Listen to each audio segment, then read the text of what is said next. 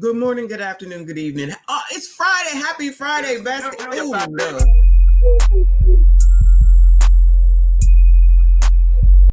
Y'all, struggle streaming already. I know that was wrong. I'm trying to get this earpiece connected because I'd be late. Sorry. I'd be late. Y'all already know. Shout out to TLA with the struggle streaming already. Testing. All right. Sorry, y'all. Good morning. Good morning. Good evening. Whatever the hell it is. Shout out to y'all for being here. I see you. I appreciate you. Please make sure you hit the like button, subscribe if you are new. Child, another effing day, another effing man. Well, I guess the next batch is men taking down men because, child, this thing is crazy. Shout out to Fat Joe.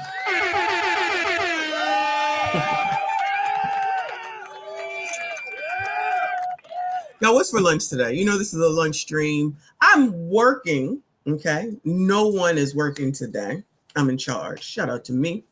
So I'm in charge for everybody on my team. That's a total of 5 people.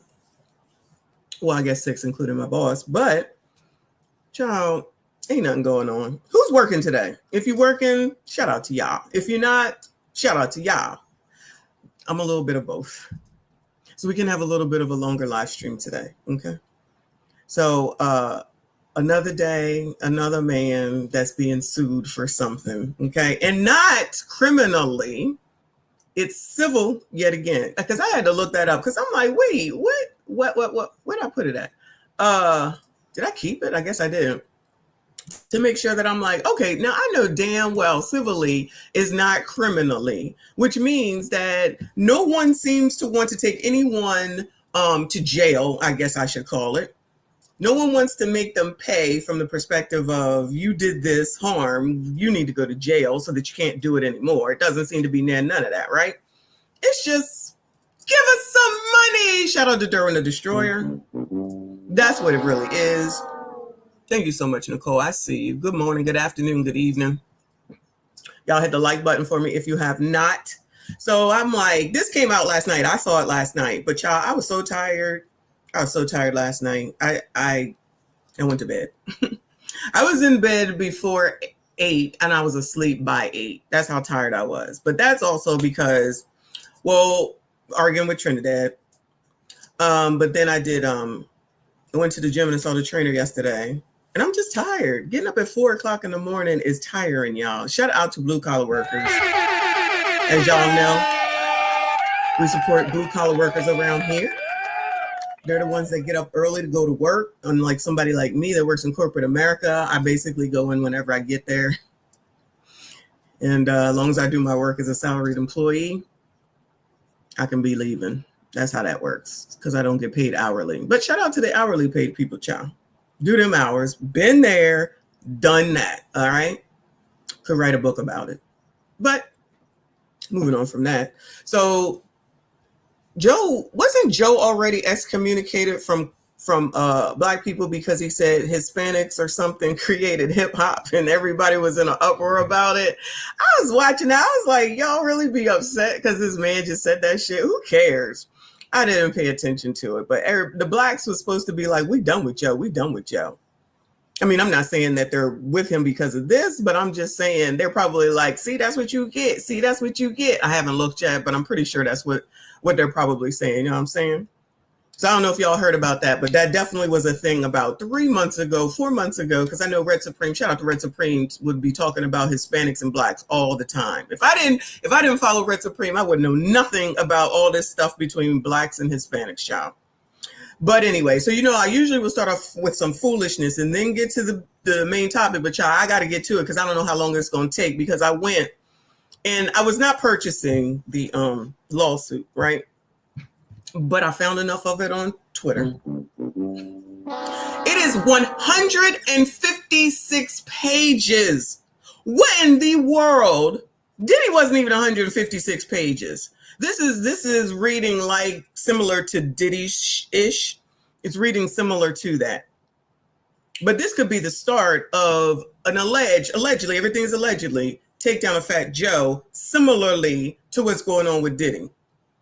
Didn't they have a who they have a doc? No, that was R. Kelly when they just had this documentary that came out. Then all of a sudden everybody was like, "Oh no, we gotta look at R. Kelly." Now he in jail, almost taken on up out of here.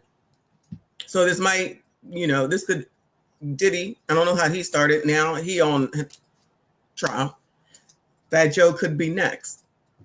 All from someone just putting something in writing with no proof or nothing. They just said what it was, negating the fact that they were there for most of it from the bit that I've read, but we're about to get into it. All right. So let me go ahead and share the screen, child. We're getting right to it. And then if there's enough time, then I'll give you the foolishness, but we got to get to this. Which one is this? All right. Let me get my favorite view. Hold on. My favorite view. Whoo, Lord, shout out to allhiphop.com. Child. So I know you heard Fat Joe was hit with a $20 million civil RICO lawsuit. Now, how do you civilly say that you're filing a RICO against somebody? Isn't that something for the oppressors to do? Shout out to Devon. He said, will Fat Joe lean back after this? Goodbye, sir. Goodbye, sir. How the hell can he do that? Allegedly, if that's true, right? Alleged money laundering, recording, X acts, and the oh no, not the PPP scam. Yo, we're gonna be hearing about PPP for the rest of our lives. You do realize that, right? We're gonna hear about PPP for the rest of our lives. Y'all let me know if y'all took out a PPP loan and was scamming. Just let us know, just in case you disappear, and then we'd be like, oh yeah, they probably went to jail. Just trying to keep tabs on y'all, okay? So Fat Joe is accused of running a criminal enterprise that exploited his former hype man creatively, financially, and psychologically. So the hype man is the victim now? Child. Shout out to Flavor Flav. Basically the only hype man that I recognize.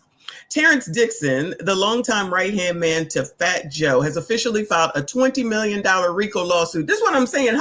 So you can just file a RICO lawsuit if you feel like it, y'all. We be learning. Who knew? Against the Bronx rapper in federal court, alleging years, with an S, of exploitation, fraud, and abuse under what he calls the Cartagena enterprise. Cartagena enterprise, okay? Fat Joe says major labels are a Ponzi scheme. Oh, okay. That's a previous video for him. The complaint filed Thursday on Juneteenth. How disrespectful. They did this on Juneteenth? No wonder coloreds have a problem with him. Oh yeah, this is not Joe. This is the hype man, which I think he's black. The disrespect for a black man to sit up here and file this shit on Juneteenth when we're supposed to be celebrating being black. Did y'all celebrate on being black yesterday? Just checking. Anyway, let me see. The complaint filed on June 19th accuses Fat Joe of orchestrating a criminal enterprise involving forced labor, actual coercion, that's a new one, financial fraud, and witness intimidation. Fat Joe employed persistent verbal abuse, threats of physical violence, erratic and insufficient payment. Oh no, does that mean checks was bouncing? Manipulative control over travel and accommodations, and continuous humiliation, Dixon claimed. Collectively, these coercive tactics resulted in chronic emotional and psychological distress, profound anxiety, and severe trauma that continue to affect Dixon to this day. Earl said, yes, he did celebrate being colored. Good job. Good job. Oh, child, I need this shirt. Anyway, Dixon claims he worked for over 16 years. So he took this for 16. Tyrone. I cannot. Dixon claims he worked for over 16 years as a hype man, ghostwriter, background vocalist, and security detail, yet was denied credit, royalties, and compensation for his creative contributions. And so you stayed. So you wasn't getting what you was allegedly due, but you stayed. Okay, sir. And you think whatever you contributed is worth $20 million? Where do they get these numbers from? That's all I want to know. Where do they be getting these numbers from? I'm so confused.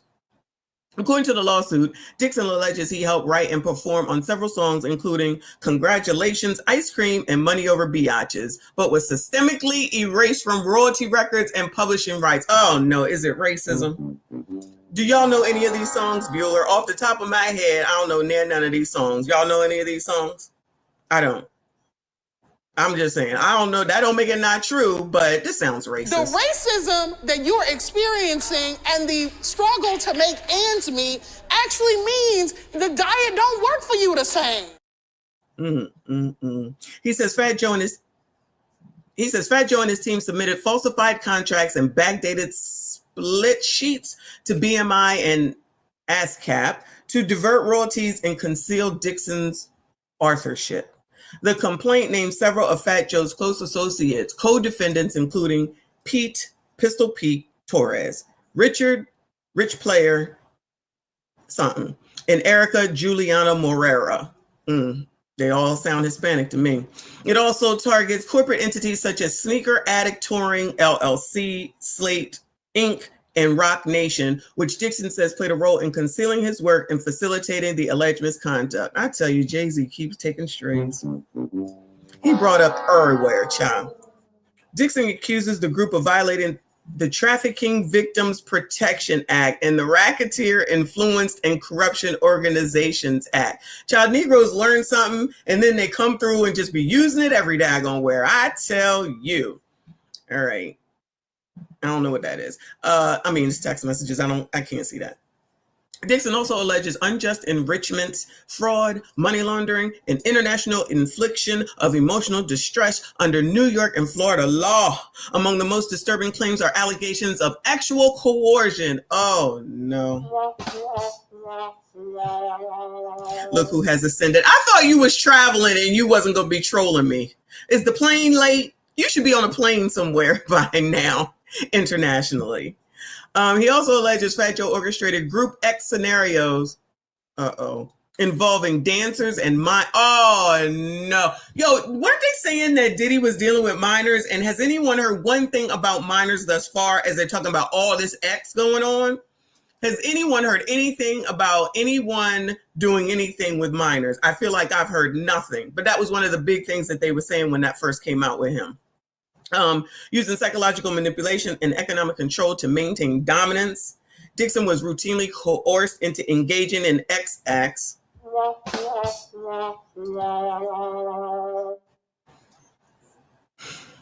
with women, specifically brought by defendant Cartagena to hotel rooms and private gatherings following performances and studio events, the lawsuit reads.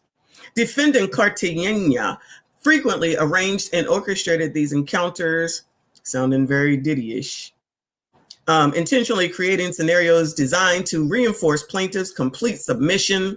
Defendant Cartagena regularly monitored these encounters closely, frequently remaining in the room to watch, record, or provide explicit direction and commands. Goodbye. Goodbye. Sounds a little Diddy-ish to me. Oh, Lord, 45 minutes. Lord, please let that plane come in early so that TQS can be on up out of here. Shout out to TQS. The lawsuit also claims Fat Joe and his associates inflated Dixon's reported income to the IRS to mask wage theft and increase his tax liability.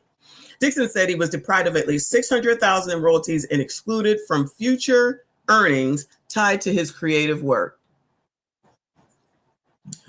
Dixon further alleges that burner social media accounts were used to issue threats and intimidate witnesses. He says Fat Joe and Roc Nation retaliated by filing a baseless lawsuit against him and his attorney, Tyrone Blackburn. Tyrone Blackburn is always putting these suits out here, y'all. Y'all, we know Ty. Ty is always doing something to bring down some man somewhere, somehow, in some way. He's like, what's the other one's name? Can't think of that other one's name off the top of my head right now, but there's another one that does the same damn thing and always comes up with this salacious BS and then tries to be like, oh, that's okay. You don't know. You know what I'm saying? Child. Fat Joe's legal team previously filed a defamation suit in April, accusing Dixon and Blackburn of attempting to extort money by making false allegations, including claims of statutory rape and trafficking. Fat Joe has denied all wrongdoing, calling the accusations completely false and part of a coordinated smear campaign. Blackburn also represents Rodney Lil Rod, Lil Rod Jones, in a separate civil RICO case against Diddy, which helped spark a federal investigation. I tell you what, wash, rinse, repeat clearly works. Shout out to Live from New York. I appreciate you, honey. Said here in NYC, we always saw Fat Joe as a cornball, even in the 90s. Big Pun is the only reason Joe stayed relevant. I would agree. Nobody listens to anything Fat Joe, I guess, says. I don't doubt that at all. And, you know, I do remember them together when Fat Pun was alive. And then, you know, I don't know what happened. But I'm going to go ahead and trust you since you in New York. You know what I'm saying? But, child, it's sounding very familiar. It's definitely wash, rinse, repeat-ish, y'all. Okay? But, there's also the actual lawsuit. So we're going to go ahead and start going over it. That means I'm going to be reading, y'all. Lord, who knew that this was on my list of things to do today? Let me see if I can make this bigger, though, child.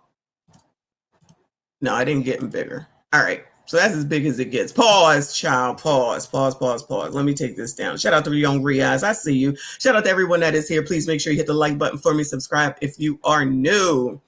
Child, I can't see. So it says Terrence Dixon, also known as TA, versus Joseph Antonio Cartagena. So that's Fat Joe's real name. Pistol Pete, Rich Player, Erica, what's her name? Sneaker Addict, Slate Inc., Roc Nation, John Doe's 1 through 10, and Jane Doe's 1 through 10, and ABC Corporation 1 through 10. I just feel like people should not be able to be hiding and masking who the hell they are when they come out and do some mess like this. I think that is completely just crazy. Unless you're a minor. That's really the only reason in my mind that you should be able to do this, especially when you're coming out here talking negative and nasty about somebody else and nobody can know who you are while you putting all this alleged business out here. That's bullshit to me. So it says trigger warning, this document contains highly graphic information of an actual nature, including essay. Additionally, there are graphic details of trafficking and other criminal activity orchestrated by the defendants. So they all on there. And yes, Roc Nation is in here, child. So Terrence Dixon, through his undersigned counsel, T.A. Blackburn Law, I don't trust Tyrone, brings a civil action against Fat Joe, and all the rest of the people named. I'm not going to go over that again. So these are the problems. These are the issues. Okay. So these are all the things that he's saying that has been done by the alleged people, the plaintiffs. Okay. So first is forced labor. So that, in essence, that sounds like slavery to me, allegedly. Right. So it says that Joe and all these people did that in New York, Jersey, Florida, internationally, coerced plaintiffs' labor through threats, delayed pay, and false IRS filings. Then there's trafficking of plaintiff. Joe is basically in all this. It says coerced plaintiff, meaning Blackburn or child TA, coerced plaintiff into non-consensual sexual acts under threat and manipulation. Witness retaliation, attempt to lure plaintiff into violent ambush after public disclosures. I guess he was out here running off at the mouth, child. Conspiracy to commit violence. It says defendant admitted prior violent act resulting in wrongful conviction of another. In New York. DMX assault directive. Oh, rest in peace to DMX. Why we got to be bringing his name up? It said ordered plaintiff to confront rapper DMX in retaliation. Oh, no. Oh, no. Can DMX rest in peace, child? Latin rapper STABBing caught ketchup. Retaliatory STABBing ordered using enterprise code ketchup. So ketchup means STABBing, allegedly. Cafe ketchup incident, Lord have mercy. Public ketchuping, because I'm going to just start using it. Public ketchuping ordered in retaliation after nightclub altercation. Lord. Mac Main assault directive. Do y'all know who Mac Main is? Directed plaintiff to assault Mac Main for perceived disrespect. Oh, no. Interstate trafficking of minors. That's not good, child. Transported minors for coerced X under false pretenses. So now they're messing allegedly with the kids, okay? Not Heinz ketchup. Cartagena ketchup. Hispanic ketchup, okay? It's not funny. Commercial fraud. Fraudulent sneaker resale and chargeback schemes. So sneakers is a big thing in New York, y'all. A lot from New York can attest. Sneakers are a big ass thing in New York. Say I'm lying. Tax evasion and money laundering. Use shell companies and fake filings to hide income. Allegedly, I could see that. Public use of ketchup code. Oh no. Confirmed violent slang term for STABBings during public interview. Wow. So he said this publicly. Wow, that can't be good, Joe. Like, if it's true. Allegedly. It's all allegedly. We know nothing. We're just reading the damn complaint. This is allegedly. PPP loan fraud. Secured relief funds under false business pretense via sneaker addict touring. Oh, Joe. Allegedly. Unauthorized legal practice. Filed shell company documents while unlicensed to practice law. Structuring laundering via a shell company, use nominee entities to obscure ownership of enterprise income, wage theft and coercion, paid plaintiff off books, inflated IRS filings, and suppressed real income. Assault of Dre. Oh no, also known as Clappy, child. Do y'all know these people? Okay, real hip hop people. Do y'all know these people? Ordered physical assault of music producer to intimidate industry collaborators. Child. Money laundering via UPNYC, cashed out illegal funds, ghost payroll, luxury displays, and cash structuring. Online threats and intimidation. Sent coded threats via burner accounts to obstruct legal filings. Ghost contracts and royalty fraud, fabricated split sheets to remove plaintiff from song ownership credits. So if you do that once, do you keep going back? That would be my question. If you cheated me once, do I keep going back? 16 years is a long ass time. Maybe it's just me, child. I don't know. Forced exhibitionism and actual degradation.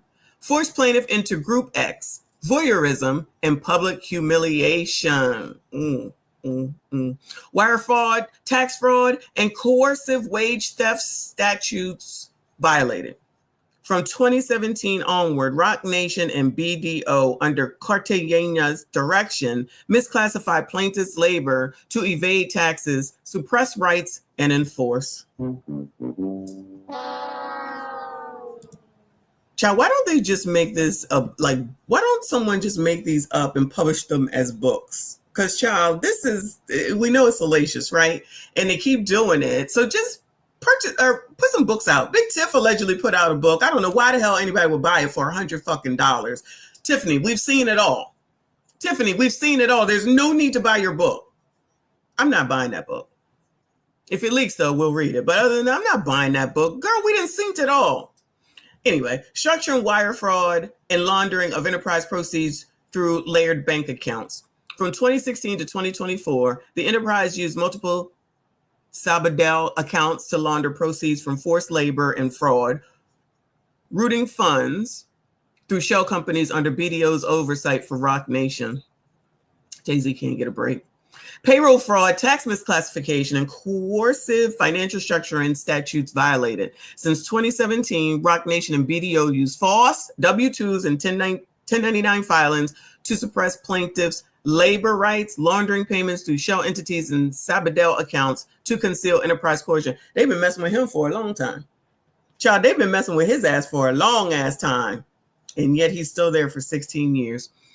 Fat overview of the enterprise. Oh no. Okay, so this is who everyone is. So Fat Joe, Joseph Cartagena, is known as the Derg and the Don. He directed all racketeering, allegedly, we're reading, we don't know nothing. Directed all racketeering activity, issued orders for violence, handled revenue, coordinated intimidation, and creative theft. One smart man. Child, Live from New York said all roads lead to Oprah and Jay-Z. Oprah can't get a break. Help me understand how that's a thing, though. Shout out to you. You crazy. So enterprise management and facilitation. Erica Juliana Moreira, legal rep, files fraudulent corporate docs, engages in authorized practice of law, and establishes shell corporations to conceal illicit funds.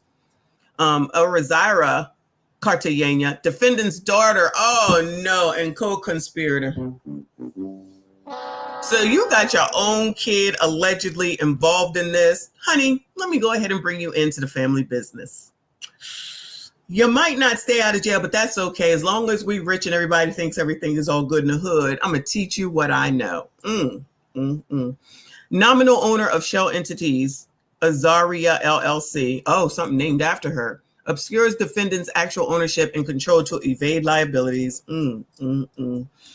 Shell companies, one is Slate Inc., primary corporate vehicle through which the Cartagena enterprise consolidated, laundered, and redistributed illicit funds. Belita LLC and the Woo Inc. Subsidiary laundering vehicles. Subsidiary entities operated directly under Slate Inc. Child, this is a lot. R4 So Valid LLC, multi-layered financial laundering infrastructure designed explicitly to diffuse and obscure enterprise funds across several corporate fronts. Azaria, the daughter, nominee controlled entity, was strategically registered under the nominal ownership of defendant Cartagena's daughter, Azaria. This nominee controlled entity served the express purpose of obscuring defendant's personal ownership control and legal exposure. Allegedly. Sneaker Addict Touring LLC, PPP fraud recipient. Oh no. So he put that in for the PPP fraud and then got money from it. Utilized to fraudulently obtain funds from the federal government PPP program upon information and belief, despite representing itself as a legitimate business entity adversely affected by the C-19 pandemic. This corporation maintained no substantial payroll, operations, or legitimate business activities to justify the receipt of PPP funds. Domo LLC, fraud-linked enterprise, integrally connected to the Cartagena enterprise financial fraud scheme, serving as an additional corporate entity that facilitated and executed illicit enterprise transactions. There's a lot going on around here, y'all. Allegedly. Enterprise enforcement, Pistol Pete. That's like the only name I feel like I've ever heard before, besides Fat Joe. Enforcer, street captain. Ain't that what they got in the MOB? Like, ain't that how the MOB works? You got captains and the street captain and all the people lined managed physical retaliation, orchestrated beatings, ketchuping, and targeted. They redacted something there. Woo, Lord. Oh, there's more. Richard Rich Player, business manager, head of enforcement, coordinating enterprise messages, relayed threats and orders, assisted in laundering proceeds, interface with third-party handlers. And then there's Enforcer Doe 1 and Enforcer Doe 2. They're the executioners. I don't even want to know. Those are the executioners. Wow. It says we're responsible for ketchuping. Portion is taken out, is redacted, and targeted violent attacks. Wow. JB, Raul, AK are the street crew. Oh, that's how DRUG people do, right? Like from The Wire, you're down here as the street person, then you get promoted to the whatever to run the street people, then you get higher and higher until you get up to be like Weebay and Child, what was Idris Elba's name? I forget his name, child. Anyway, focus, child. Execute ghost transactions, intimidation of rivals, engage in trafficking and customer manipulation throughout New York City. Driver Doe was the enterprise driver, provides discreet transport for victims, cash, and contraband, ensures covert movement of assets and personnel domestically and internationally. Agent Doe is the travel agent. They might need help, y'all. Coordinates discrete domestic and international travel, books airline tickets, private charters, and hotel accommodations, including for minors. Maintains confidentiality of enterprise movements and illicit activities. UP, New York City, retail front and cash transaction hubs. Child, this is endless. Frontline retail facilitated credit card fraud and authorized resale of exclusive merchandise and served as a shell front for laundering illegal profits. Cash-based money laundering. UPNYC was utilized strategically to inject illicitly obtained cash into seemingly, that's how they were laundering money. Okay. A lot of times they do that at casinos. That's allegedly, I heard, a place where you can launder money a little bit easily because you in there, you gambling, then you get whatever you get back, and then you go get real money. Woo, Lord help your people. Revenue streams from unrecorded or off the books transactions. Shout out to Kofa. I see you. Appreciate you. As well as funds derived from wage theft were systemically commingled with legitimate sales revenues, thereby laundering illicit profits through the guise of standard retail operations. A lot of times they use laundromats too. Financial, allegedly, I had heard, I don't know, not them, I just heard, I don't know nothing. Financial concealment and fraud. Through deceptive bookkeeping practices, UPNYC deliberately maintained misleading financial records to conceal the enterprise's true income and facilitate substantial tax evasion. Child, let me get my taxes done, child. Let me just go ahead and get these taxes done because this is crazy. Falsified financial. Oh, look at that. She just sent me a message. I spoke her up. Falsified financial documentation was routinely created to mask enterprise-derived income, evade IRS scrutiny, and facilitate fraudulent employer and employee tax reporting. It's getting smaller, y'all. Venue for trafficking and enterprise meetings. The writing's getting too small. Okay. Operational integration. Look at these, these are all the things that he was doing. Like they're listing all these things, child. Operational integration within enterprise network. UPNYC interacted closely with other enterprise entities, including Slate and subsidiary laundering vehicles such as Believe It LLC, Woo Inc., and All For So Valid LLC through coordinated transfers, the PPP loan acquisition through Sneaker Addict Torrent, child. Lord help your people. All right, let me see if I can make this bigger, child. This is crazy. No, Lord help me. Okay. Lord. Yeah, thank you, Reaper. Y'all make sure you hit the like button, child. I got to get close. Okay. I'm not staring y'all down. I got to get close. So this is up to 495. So this is, like I said, 157 pages. These are just the pieces that were pulled out, probably the most, salacious stuff that they got on Twitter. Ooh, Lord. Roc Nation LLC, strategic facilitator and aider of racketeering activity. In 2017, Roc Nation LLC entered into a management agreement with defendant Cartagena and assumed exclusive control over his business affairs.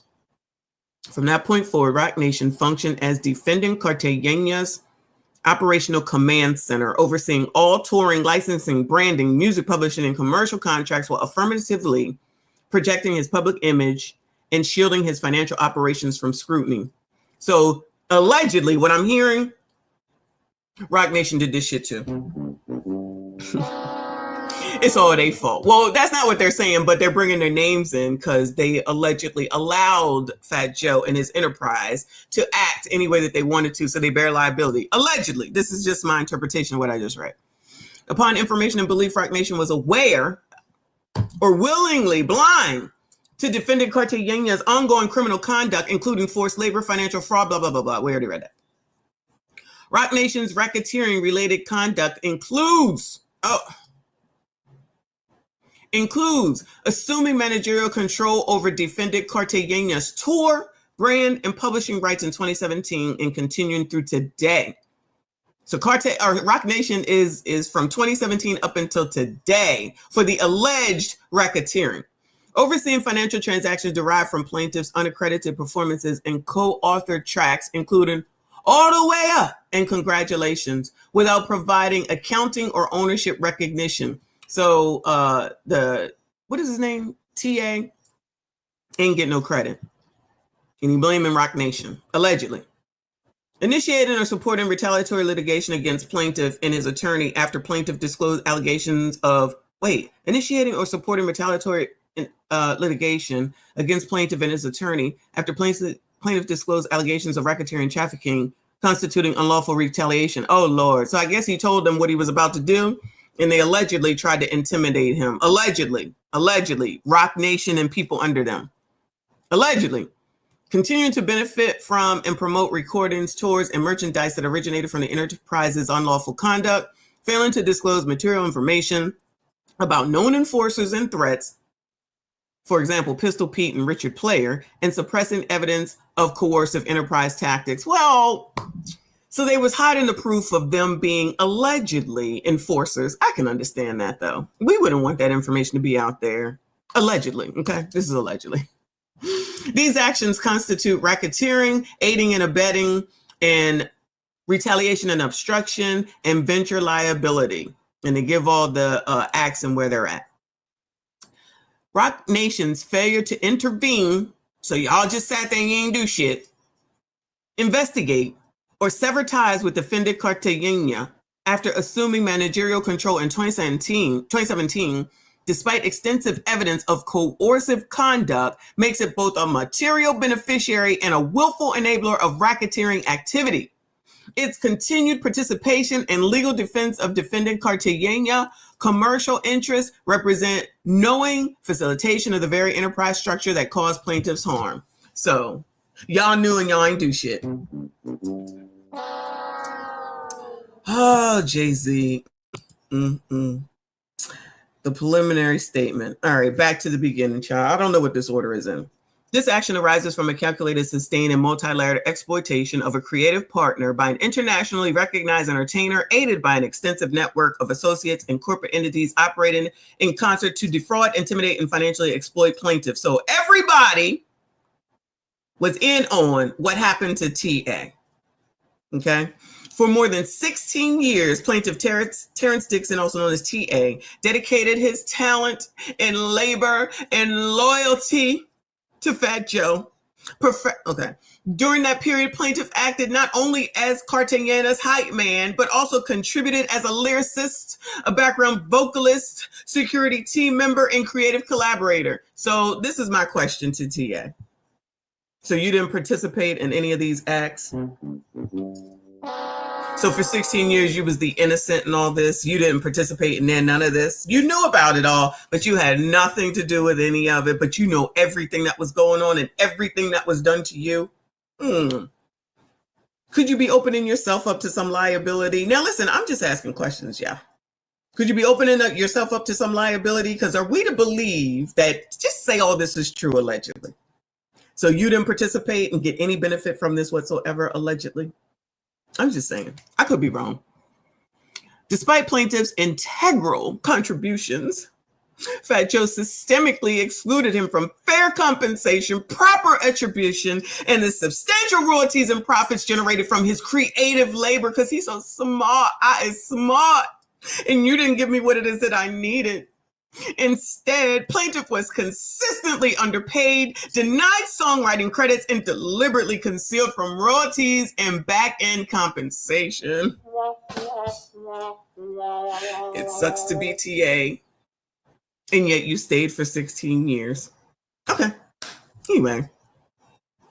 Plaintiff Dixon, also known as TA, contributed lyrics, vocals, creative direction, numerous commercially successful songs performed and monetized by defendant Fat Joe, including but not limited to his Congratulations, Ice Cream, and Money Over Biatches. TA's creative fingerprints, distinctive voice, and stage presence are embedded in multiple critically acclaimed and commercially lucrative albums from which Fat Joe continues to profit without recognition or fair compensation to plaintiff. Fat Joe exploitation extended beyond financial fraud. He employed his industry influence over power dynamics to subject plaintiff to psychological coercion and economic control, forcing plaintiff into humiliating situations, including acts performed under duress and surveillance, accompanied by threats of abandonment in foreign countries. If plaintiff refused, he threatened to drop him off in any place that wasn't the United States. Oh, no. He said, find your own effing way back home. You better do what I say, or you're going to find your own effing way back home. You're not getting on this plane. We not taking you nowhere. I ain't giving you no money. Fat Joe, how could you? Allegedly. How could you, Fat Joe? So no one else was affected by this? Well, I guess he don't care about that. But I'm sure, as usual, they're waiting for someone else to come out and say, yeah, he did the same thing to me, right? Moving on. Lord have mercy. Fat Joe deliberately withheld travel accommodations, misappropriated per diem payments. He held money back, and exploited plaintiffs' financial dependence and professional loyalty to ensure submission, silence, and domination. Assisting Fat Joe in maintaining his criminal enterprise were key associates and enforcers, which we've named. Torres and Joe Spatier actively engaged in physical threats, violent assaults, and intimidation tactics on Fat Joe's explicit instructions, sustaining a climate of fear and coercion against plaintiff and others who challenge the enterprise's control. Who are the others? Let us know. Who was it? Who is it? Defendant Erica Juliana further facilitated Cartagena's fraudulent schemes through unauthorized legal representation, fraudulent corporate filings, and the creation of deceptive corporate structures that enabled the concealment and diversion of proceeds owed to plaintiff and the laundering of illicit funds. Dante said Fat Joe held money back to feed his big behind. Could be. It could be. I could see that. I'm sorry. I could see that. I'm just saying. Do y'all know those songs, though? I mean, obviously, I don't know them. Ice Cream and Congratulations and the other shit. I don't know. I guess I'm not a Fat Joe fan. Corporate defendants Slate Inc. and Sneaker Addict serve as instrumental vehicles for the enterprise's sophisticated financial fraud money laundering schemes. Slate Inc. operated as the central financial conduit, systemically concealing illicit proceeds. At the same time, Sneaker Addict Touring fraudulently secured federal paycheck protection loans. Defendant listen, if Live from New York said it, and he in New York and don't know the songs, do y'all know them songs? Okay, so it's not just me. I ain't never heard them songs. They ain't even say that he had anything to do with Lean Back. Like, child. Anyway. Defendant Roc Nation, the current management and representative entity for defendant Fat Joe, knowingly participated in concealing, transferring, and manipulating plaintiffs' authority, rights, and royalty interests. Roc Nation deliberately facilitated Cartagena's unlawful conduct by filing a meritless lawsuit against plaintiff and his counsel to intimidate, harass, and obstruct plaintiffs' legitimate claims against Cartagena and his co-defendants. Roc Nation, through its CEO, Desiree Perez, extracted 10%. Roc Nation, through its CEO, Desiree Perez, extracted 10% of all revenue generated by defendant Fat Joe and his associated businesses, including through joint management of business records, oversight of touring revenue, and enforcement of policies plaintiff was required to follow during his work with defendant. Well, they should get some money, right? Roc Nation was the name, so they should get some money. Okay, that makes sense.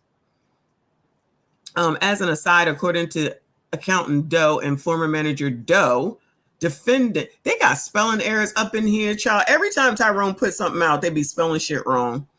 Defendant Fat Joe stole hundreds of thousands of dollars from Roc Nation and their CEO Desiree Perez when he accepted cash payments of up to $500,000 for performances he secured independent of Roc Nation. Oh, so he was getting money for performing and he wasn't giving his 10% up. Now he's telling on Fat Joe.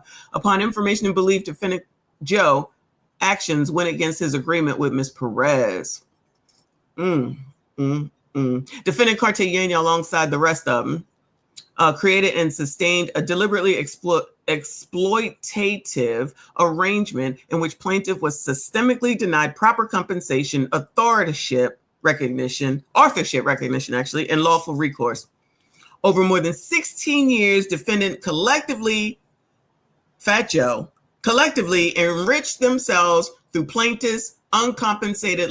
So I hear he's basically, TA is saying that he is responsible for all the success of Fat Joe. He didn't get shit. He did all this and he didn't get shit. That's what I'm hearing. Child. And yet you stayed. Do people not know how to quit? Do people not know how to move on? Oh yeah, they want to stay in these industries so bad that they're willing to put up with anything. Allegedly. If this is true. Oh, it doesn't matter. I'll go ahead and I will take the whatever they might give them. I'll go ahead and I'll go in the back room with whoever. I'll go ahead and I'll witness this and still stay. I'll go ahead and not get paid and I'll still do this, that, and the third. I trust you. Oh, is that what y'all doing? Oh, is that what y'all doing? You got one time not to pay me. Okay, you got one effing time. I'm done with you. Anyway. Additionally, Fat Joe's and the rest engaged in deliberate tax fraud schemes by submitting intentionally inflated and fraudulent income reports to the IRS, significantly overstating the actual compensation plaintiff received. So they said that TA probably allegedly received, like, for example, $1 million, even though they only gave him $100,000. This deliberate misrepresentation of plaintiff's income was designed to conceal defendants' extensive wage theft, artificially inflate plaintiff's tax liabilities, expose them to unwarranted tax audits and penalties, and systemically obscure the financial realities underlying plaintiff's exploited labor. So then TA would have to pay high taxes. Dre said that, how was he a sidekick? Joe was signed first. Y'all know more about this. I really don't know much about Fat Joe. I really don't. Fat Joe's criminal and fraudulent conduct is not speculative. It has been corroborated by firsthand witnesses, recorded phone calls, and documented evidence in the possession of accountant Doe, who personally handled the financial affairs of Fat Joe and confirmed that plaintiff, TA, was intentionally excluded from formal payment systems. 2, W-2s are falsely inflated and reported to the IRS to create a fictitious paper trail. 3, Fat Joe personally collected $600,000, $200,000 in cash at different times from the UPNYC retail stores. 4, Roc Nation received 10% of all revenue from Fat Joe's businesses.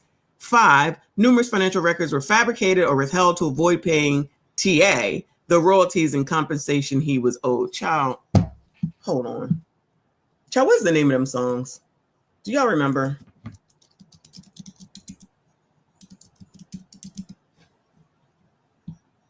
Child, I need to hear this because I'm missing something.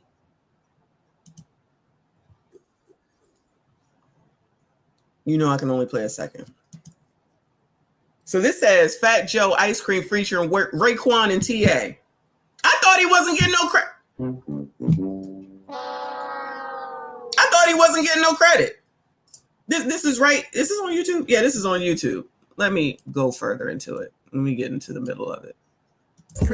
I'm the ice cream man. Feeling like the drug smoke. Who the hell know this song? Who in the hell knows this song? It was Chanel mixed with YSL, flagged in Burton. Who the hell know this song, Bueller? Who in the hell? Child, that's like the only song I know too, except for the stuff he did with Remy Ma too. Child, what are we talking about right now? Hold on. What are the other songs called? Let me see.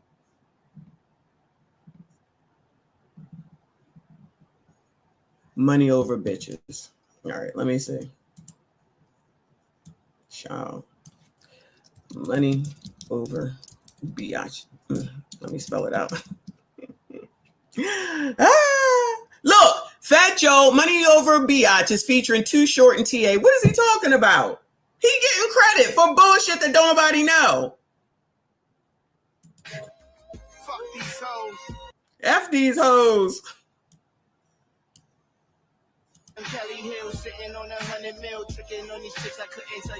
Anybody know this song, Bueller?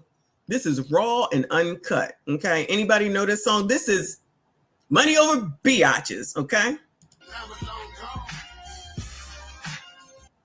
Anyone? Bueller?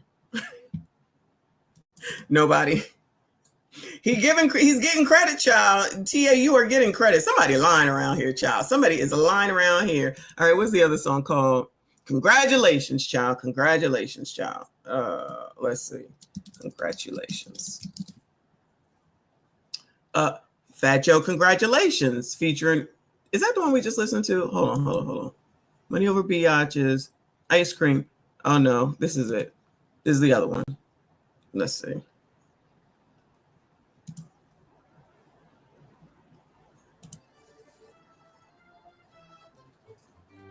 All right, let's go in.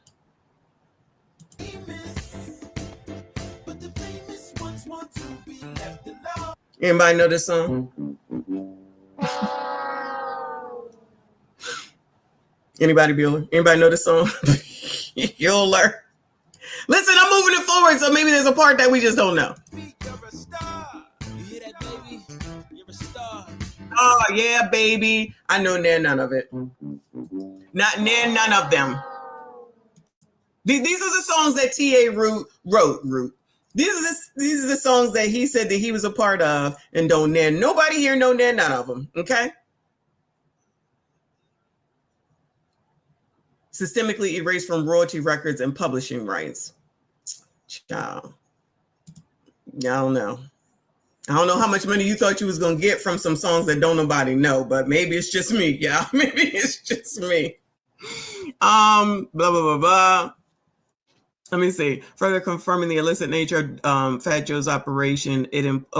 This conspicuous consumption combined with large volumes of cash-only transactions. Well, cash-only transactions and something like this is like a red flag if this is allegedly true. And the complete absence of legitimate revenue documentation reflects the store's role as a laundering front for the Cartagena enterprise. Well, then where the money coming from? If you got illegal money coming in to be put under the sneaker place, right? Where the money coming from? Where's it coming from? Where's it coming from? I feel like I'm missing that part. Unless they're just saying they're getting money to be paid. Like, I don't know. I'm not a criminal, so I don't understand it. All right.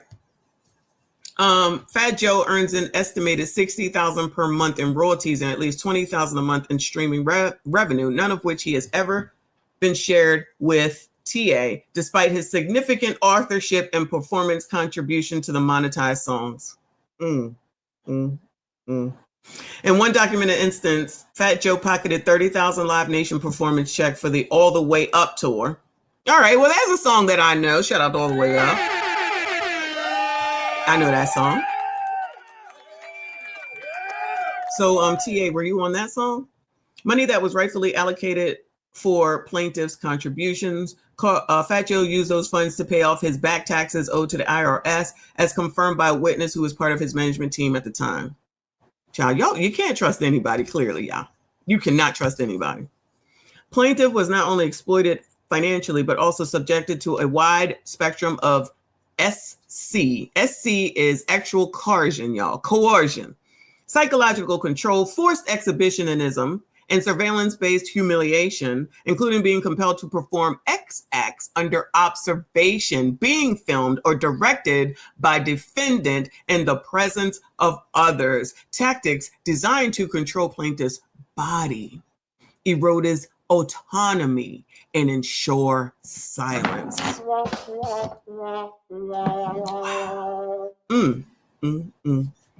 These X-based abusives were not private, incidental, or isolated. So let me ask you, gentlemen, because this is about men now, okay? How many times could you be violated? Sorry, y'all. How many times can you strong, independent men be violated before you say, you know what? I'm about done with this. I'm just asking questions. I'm trying to figure out what's going on. Exactly. It reads the exact same. But Mimi, this is the same lawyer that did Lil Rod, which we read, and it reads the same. Okay, live from New York is like 0 times. Even if this is how you were preferring to get into your business, Gemini said not one. Maybe I'm missing it then. Maybe I'm missing it, child. Somebody lying around here, okay? Now, maybe not around here, but I'm just trying to understand how all these men get to these situations and they're okay with it when it was going on, or to be a part of your preferred profession, I guess we shall call it. They can't get out of it. They can't say no. The profession that you're trying to get into is the most important, so you're giving up your cheeks in order to get into it. Is it that important? Child. Lord, help your people. In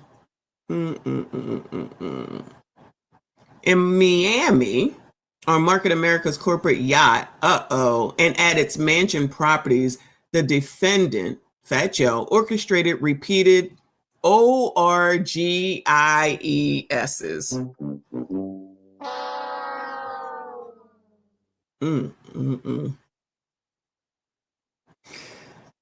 The creation of fraudulent pay stubs, the use of W-2s while filing 1099s, and the concealment of payroll fraud for enterprise gain are textbook RICO predicate acts under mail wire fraud and tax fraud statuses. The scheme furthers the enterprise's coercive structure and is directly tied to financial exploitation.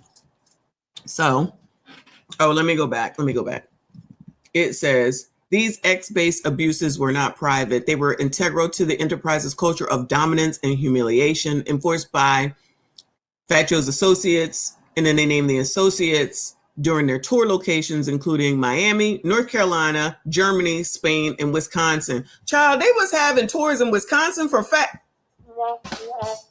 Child, who is in Wisconsin saying, I got to get to that Fat Joe concert? Oh, Lord. Maybe I'm being racist. My bad. Plaintiff, female dancers, and minors, y'all. Oh, viewer discretion is advised, child. Viewer discretion is advised. Defendant used his status as a corporate sponsor, celebrity influence, and financial control to compel plaintiff, TA, and others into degrading actual performances, often while defendant watched, recorded, or directed the encounters. Sounds a little Diddy-ish to me. Allegedly. These incidents occurred under conditions that included the presence of corporate security staff, surveillance cameras, and Fat Joe's management entourage, yet no intervention occurred, supporting the inference that these acts were facilitated by and covered up by the broader enterprise and its affiliates. Well, if you're going to say that, TA, then that means you're included as well. So you as a grown man are waiting for other grown men to stop something that you're allegedly doing. I'm going to assume, this is me just thinking it through.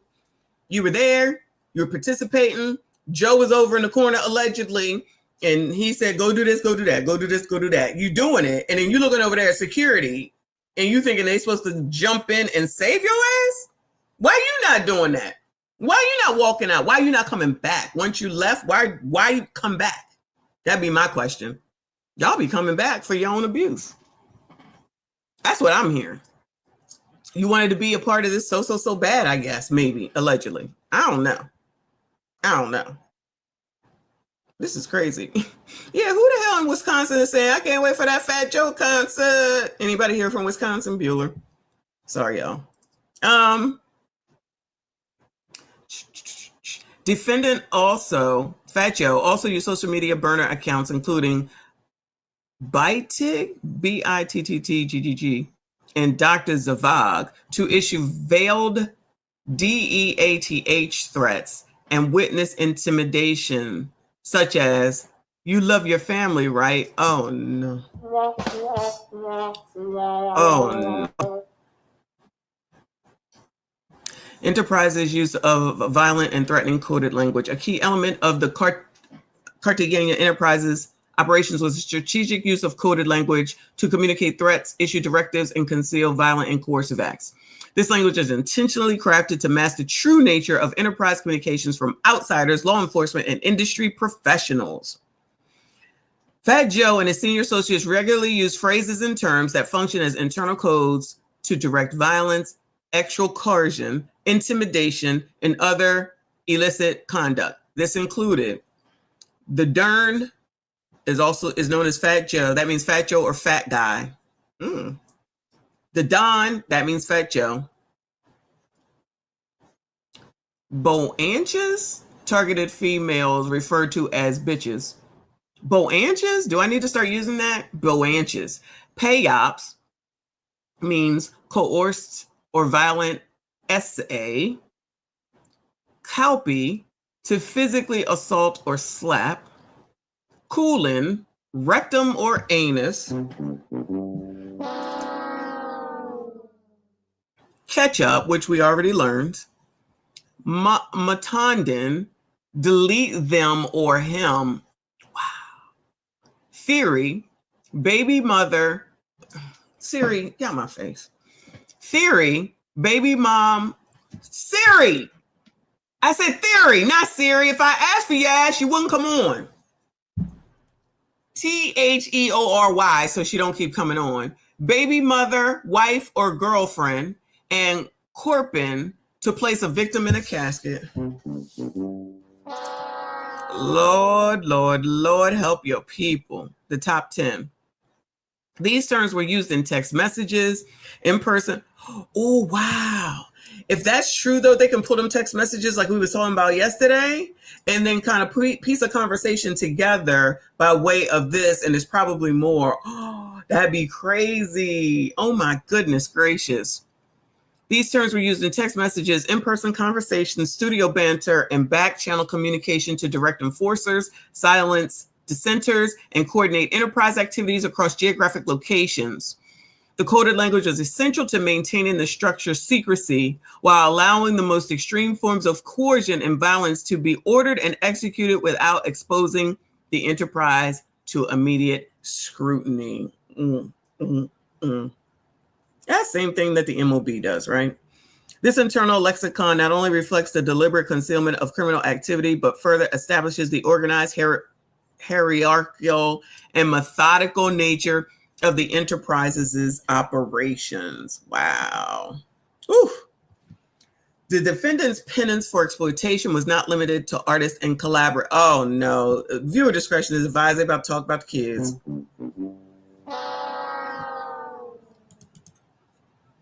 Shout out to Snuggles. I see you, boo.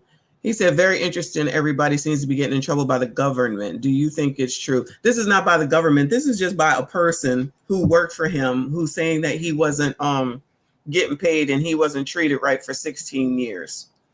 Now, if the government picks it up, which they just might, much like they did to Diddy and the other people. Sorry, y'all. Let me check my work. All right, nothing going on. So yeah, I don't know what to believe, child. It probably could be true. It wouldn't surprise me. I gotta be honest. Like, let's not act like these people are angels. All I'm gonna say is let's not act like these people are angels, just like Diddy, just like all the rest of them, right? My point in all this is that this is a grown-ass man, meaning TA, who could have left 16 years ago, 15 years ago, 14 years ago, 13 years. Like, you stayed. You stayed. You didn't help your damn self. You're an adult. I feel like people maybe don't continue to get their benefit that they thought that they should have. And so now all of a sudden you're going to start taking people down. You were participatory, allegedly, according to what he's writing here. He stayed for 16 years. You're not going to, I'm never going to stay someplace. Like y'all that said that no one could clap your cheeks, for lack of a better way to describe it. You're not going to, I'm not going to stay here while you intimidate me. I'm not going to stay here while you don't pay me. I'm not going to stay here while you treat me in a way that I know is against the damn law. I'm not staying. I don't care how much I want to be a part of stuff. But people want to get and be a part of shit like this so badly that they're willing to put up with any old thing. That's a you problem, in my opinion. That's a you problem. You're that punk ashes, or you're that desperate. Ain't no empathy or sympathy for none of these people. None of them. Including Diddy, including R. Kelly, and all the rest of them. Enough of it probably happened. Maybe not all of it, but enough of it, I don't doubt, happened. I mean, with R. Kelly, we saw I've seen the video of what happened with the kid, with the P, and we know that he married Aaliyah. So is any of the rest of it far-fetched? No. But what about all the rest of those people that were a part of it? Because he didn't do it by himself, and neither did Fat Joe, allegedly, if this is true. Or Diddy, allegedly, if that is true. And people still want to be a part of this shit. People are still trying to be rappers, ain't they? They want to be a part of it. Drew, shout out to Drew Media. He said, thank you, Michonne. I tried to call him out on a live stream. Who, Fat Joe? Ciao. Or TA. All of them crazy. All of them are crazy. Let me just stay here with my boring ass life and not have to worry about something allegedly behind my back and shoulders and all that type of stuff. They want to be in this mess so badly. Have at it. Have at it. Let me see. Okay. Viewer discretion is advised, y'all.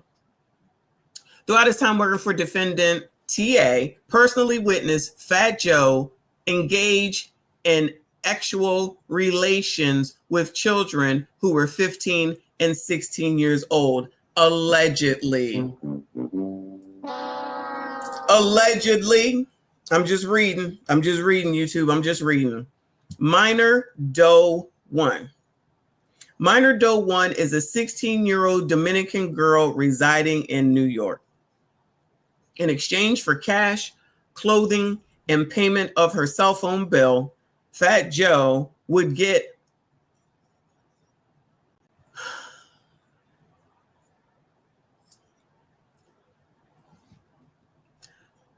his pipe clean, shout out to Trent, and other actual acts performed on him by Minor Doe 1.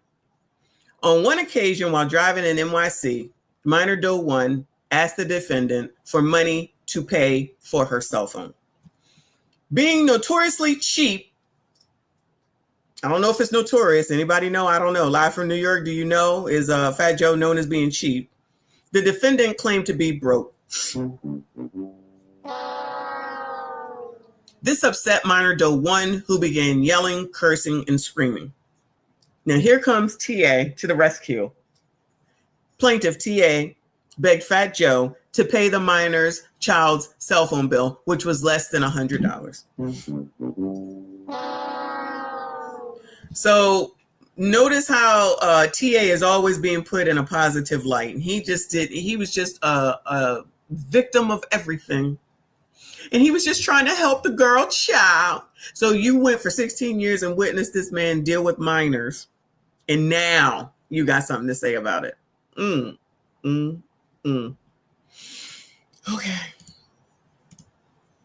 Oh, Minor Doe 2. Minor Doe 2 is a Caucasian female. She is not a United States citizen. Shout out to the white people. The defendant began having relations with Minor Doe 2 when she was 15 years old after a concert overseas. Defendant flew Minor Doe 2 to NYC and Miami, Florida on multiple occasions. So where were her parents when all this was going on? That's the question I always ask as well. So child, you just get flued out at the age of 15 and 16 and your parents ain't say, bitch, where you think you going?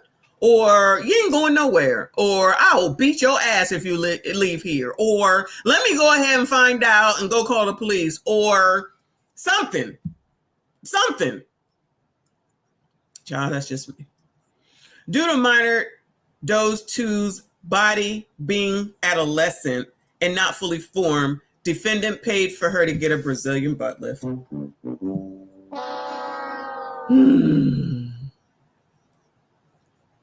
Child. 15-year-old with a BBL. Wow. Minor Doe 2 eventually left defendant and is now married to a professional athlete. Oh my God, you're putting out all this information out there. Lord, help your people. So I'll be asking, did the alleged defendant Fat Joe allegedly pay off the family too? Y'all, it's okay. She just coming to sing back up on ice cream. Here, you take some money. Woo! And they got pictures. This says minor Doe 3 with her friends. This says minor Doe 3 with her friends from high school, the same time she is being trafficked by defendant. So my only issue with these pictures is you ain't got no pictures of her or them with Fat Joe. So you just got some pictures, and where are these pictures taken at? They in school? Where they at? Are they in Fat Joe's backyard? Like, where they at? I mean, they redacted it for obvious reasons. Child, this one looked like a restaurant in the middle. This one looked like outside somewhere. Child. Oh shit, minor Doe 3. Lord help your people, child. Minor Doe 3 is a Latino female who met the defendant when she was 15 years old, turning 16. According to plaintiff, defendant was in love with minor Doe 3.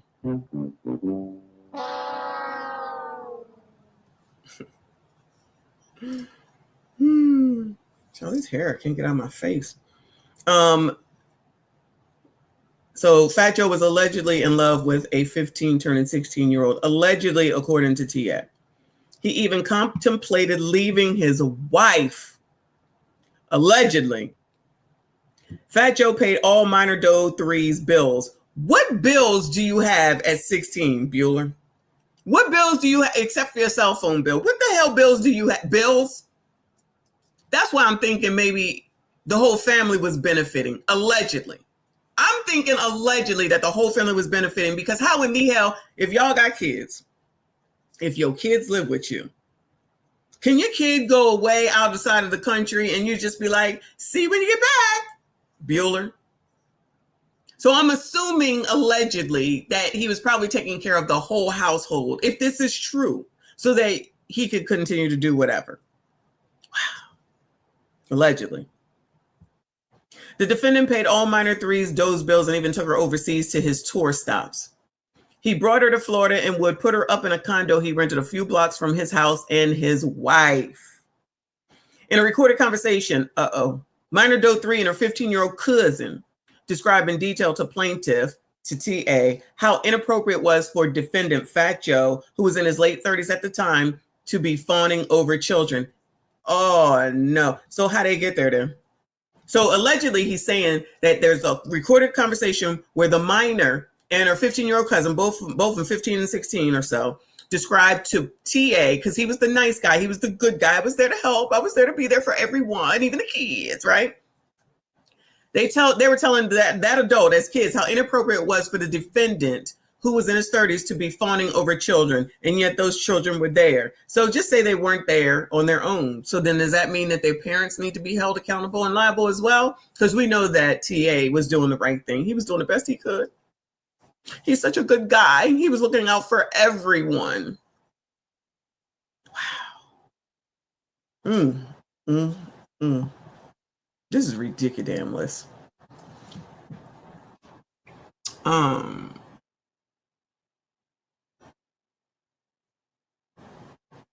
I feel like we read this already. Yeah, I feel like we read that already. I'm assuming that this is TA. Maybe not. What was his name? I forget what his damn name is. Hold on a second. What is his name? Terrence Dixon. Since Google is our friend, Terrence Dixon. Oh, a lot of people looking him up, I see. Images. Maybe it's not him. Who the fuck is this? Sorry, y'all. Do y'all know who this person is on the screen, y'all? Maybe this is back in his younger days or something. Oh, this is Pistol Pete. Shout out to Joe. Okay, this is Pistol Pete. Okay. Let me first show you Terrence. This is Terrence. This is the person who's filing this complaint. This is the person that was taking care of the kids. Okay. This is the person who was participatory in the acts that he was forced to do. Obviously, these are pictures from recent, because he's looking pretty old. No shade. So yeah, so this is Terrence Dixon. So who's Pistol Pete? Hold on, Pistol Pete. Dang him. Who is this white boy? What would we call him? Let me see, Pistol Pete and Fat Joe. Let's see what that does. Oh yeah, there you go. Shout out to Joe. There he is. Pistol Pete's birthday celebration. He's a part of the. Oh, you know what else song I know about Fat Joe is the one he did with R. Kelly. We don't does like what? I forget what that song is called. Oh, Pistol Pete. Yep. Yep. Yep. Oh, Lord have mercy. Oh no. Oh no. So Pistol Pete is Fat Joe's friend for over 20 years. Yo,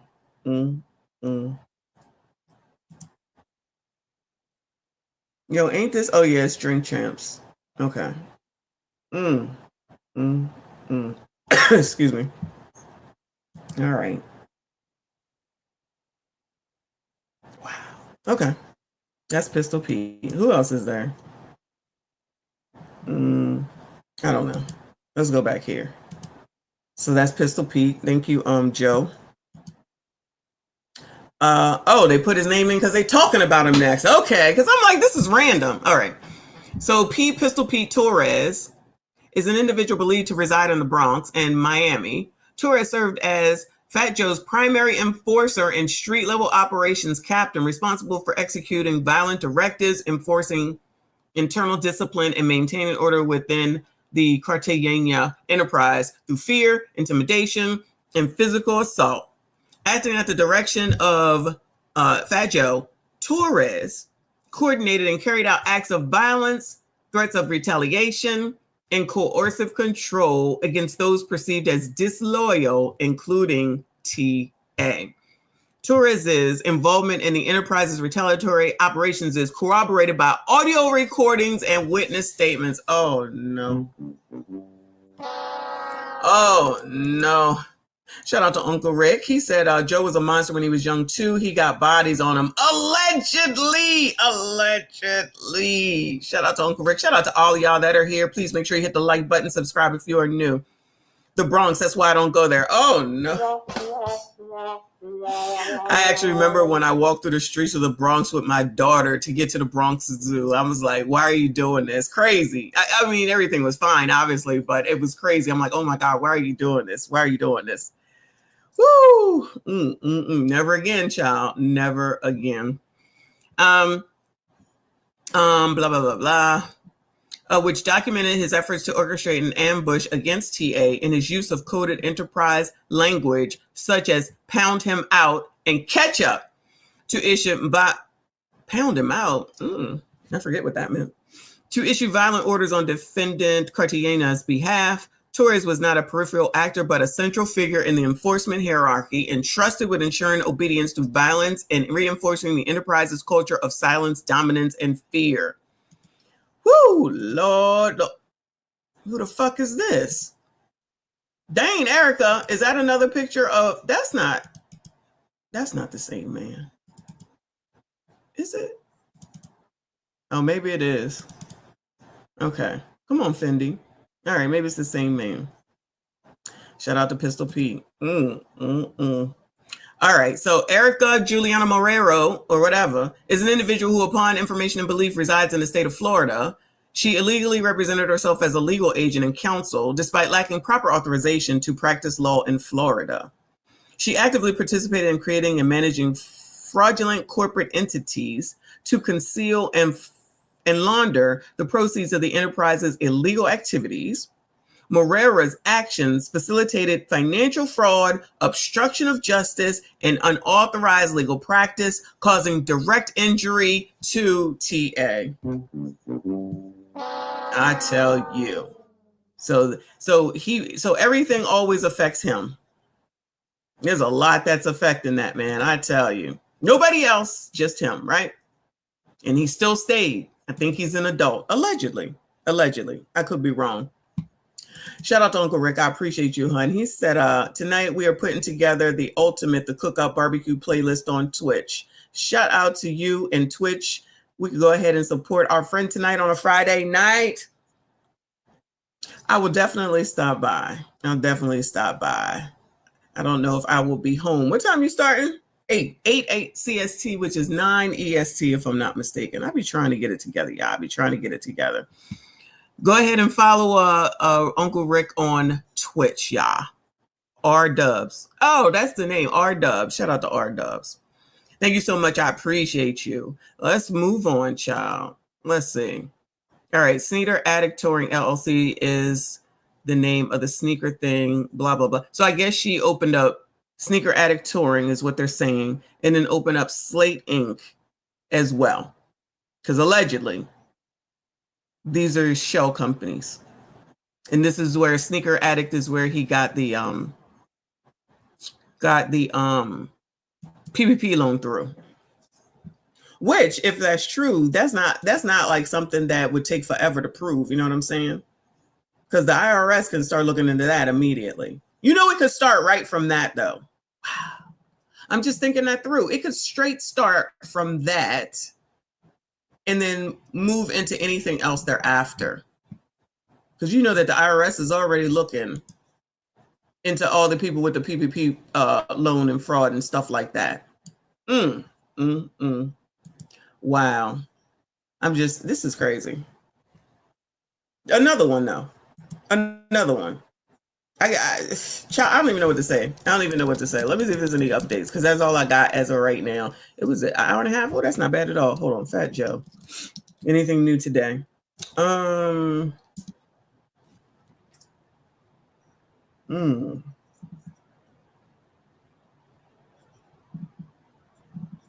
former hype man. Lord help your people. No, it don't look like it. Is anything new going on? He denied the allegations, of course, because what else is he gonna do? He ain't gonna sit up here and be like, yeah, child, I did that shit, and what? That ain't gonna happen. Uh-oh. Let me see. Fat Joe sued by ex-hype man over alleged ex with underage girls. Accusations he calls extortion. Wait.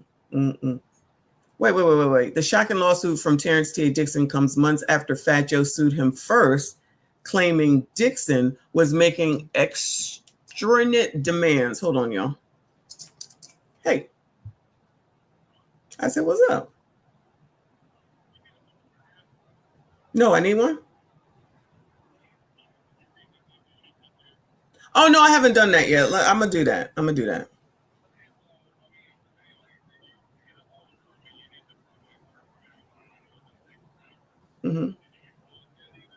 I think I have them already.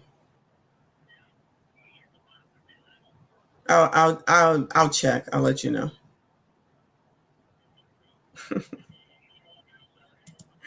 I'm doing a live stream. I'll call you back and let you know. All right.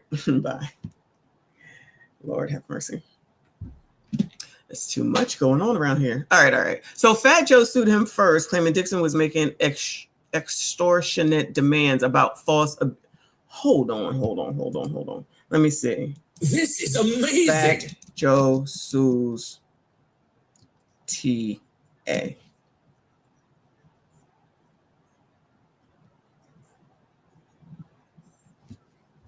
Why do Hinduism Times always got more information than the United States? Did y'all know that Fat Joe sued him first? What the hell? Hold on. Nobody was talking about that because don't nobody care about no damn TA. 2 months after Fat Joe sued his former hype man Terrence T.A. Dixon for extortion over false and vile accusations, the one-time employee has filed his own lawsuit accusing the rapper of having sex with 2 underage girls. Cha.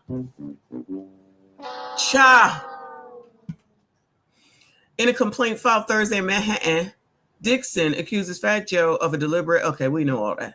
Minor Doe is 16-year-old Dominican resided in NYC in exchange for cash, clothing, and payment of her cell phone bill. That sounds crazy. I'll pay your cell phone bill if you clean my pipe. Oh, Lord have mercy. We'll get, and other, These explosive allegations come 2 months after Fat Joe sued Dixon and his attorney Tyrone Blackburn over claims that they were extorting him by making wholly fabricated, grotesque, and scandalous allegations, including unspeakable acts such as pedophilia. In a statement responding to the new case, Fat Joe's lawyer, Joe Tacopina, who does not sound black, no shade, called them a blatant act of retaliation and a desperate attempt to deflect attention from the civil suit we filed first. Law enforcement is aware of the extortionate demand at the heart of this scheme, Tocopina says. The allegations against Mr. Cartagena, Fat Joe, are complete fabrications, lies intended to damage his reputation and force a settlement through public... Oh, no. Oh, no. I can see it. I can see it. That's crazy. I didn't know that. Did y'all know? I didn't know, because who the fuck cares about TA at the end of the day? Now, I'm not saying that Joe is innocent with regard to anything. He's not an innocent at all. I'm just saying nobody was talking about that. I didn't hear it anyway. Shout out to Cree Cree. I can't say it, but thank you. Thank you so much for your support. She said, hey, family, I'm here just ninja watching while I'm working. It's Friday, biatches. Shout out to TGI, MF, and F. Shout out to you.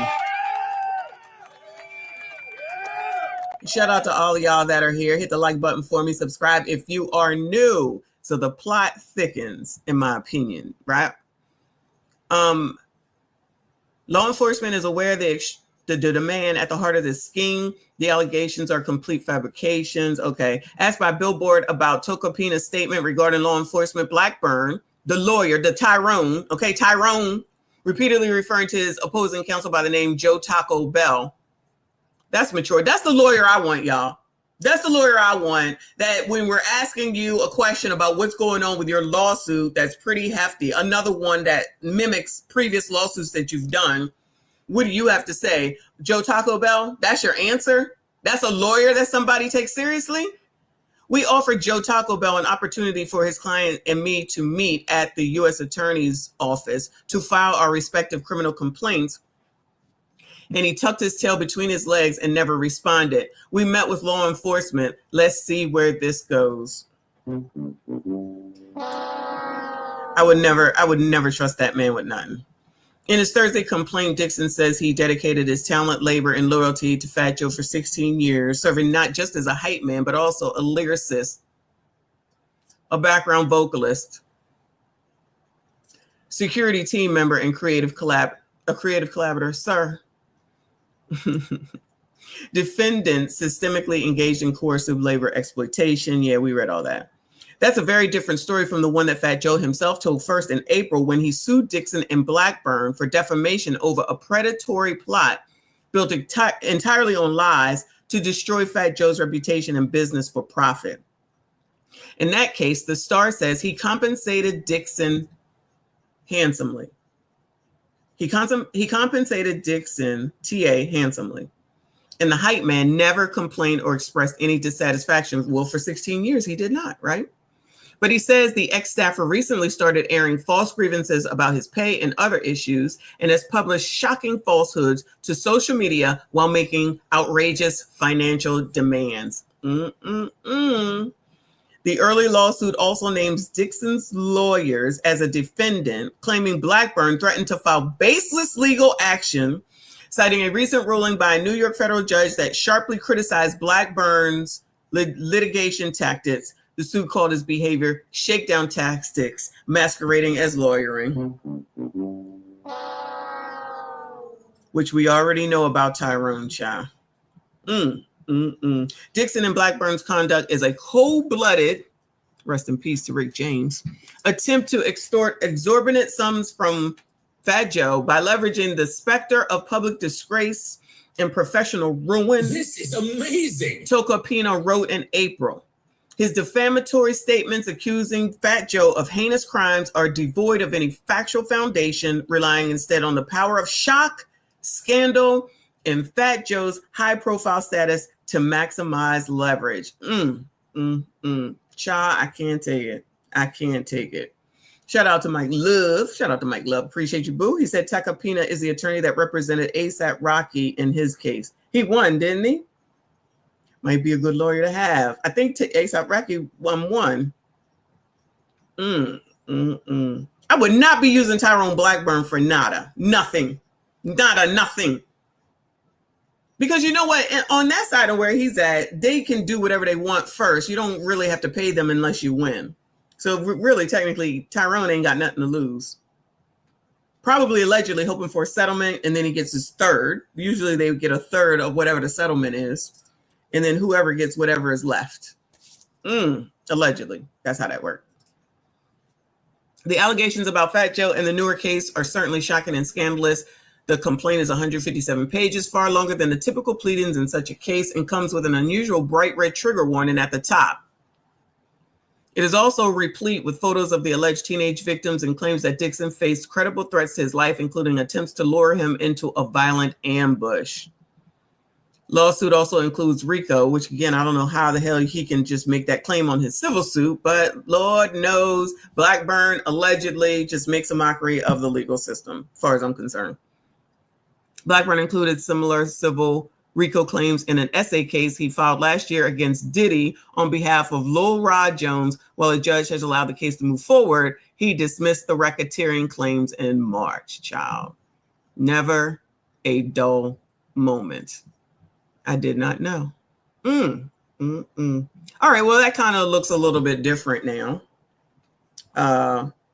Mike said, Tacopina is a bulldog in the courtroom. Shout out to him, but this looked totally different now. So Fat Joe is the one that sued you first because you was out here. Oh, no. You still here? That plane ain't take off yet. Let me get that chain, Michonne. You can buy another one, right? This from Amazon. Got it from Amazon. So Fat Joe already knew that he was basically talking mad sugar honey iced tea about him. He sued him. And now here he comes with his counterclaim saying all this shit for 157 pages. And TA was the innocent victim in all this. Oh, he was trying to help everybody out. He's such a good man. It's such a good man. Child, Lord, exactly 18. This mess is a mess. It is a mess.com. So we shall see what the hell comes next, child. Good luck to all these people, because if it really was these kids in here and they was allowed to be just being international like the Quiet Storm, I just want to know what they're going to say about their parents. That's all I want to know. Anybody going to contact the parents, Bueller? Anybody going to talk to the parents? Anybody going to say anything to the parents? The parents? You know how that go. Anyway. All right. So that's it for Fat Joe. That's enough. That is enough. But at least I only took an hour and a half, so then I got foolishness for y'all. So if you're hanging in there, I appreciate you. But let me give you this new drop. Let me go ahead and shout out TC for this. You be seeing this one a lot, okay? Because, you know, when you're in love, you be loving hard, child. I know I do. I cleaned your house. It took me 6 hours to clean your house yesterday. I changed my number for you. I take care of your 5 kids. I push your 5 kids out my pussy. With no medicine. Natural births, breastfed off all your kids. You not going nowhere, say mine. You not going nowhere. You not till death do us part. To death. Somebody has to die before. And I swear to God, nigga, if you die, I'm coming with you. If I die, I'm taking you with me, nigga. Ain't nobody gonna have you but me. Ain't nobody gonna have you but me. I don't give a fuck, nigga. We've been together 9 years. 9. It's gonna be 19. It's gonna be 90. It's gonna be 9,000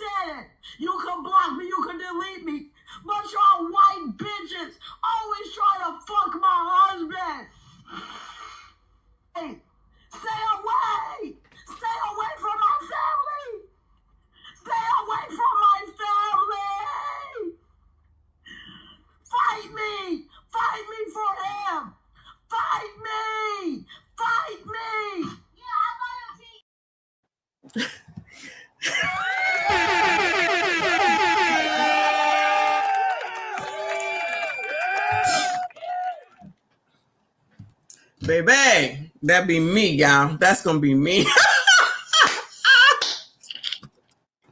I love you, boo.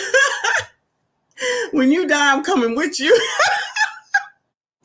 Yo, I feel like I just saw that for the first time today. Shout out to Theo Coop, though. I'm like, what the fuck is this? I said I am sniping that. I'm sniping it. I'm sniping it. You hear Theo in the background laughing. Shout out to Do Better Podcast, child. Woo!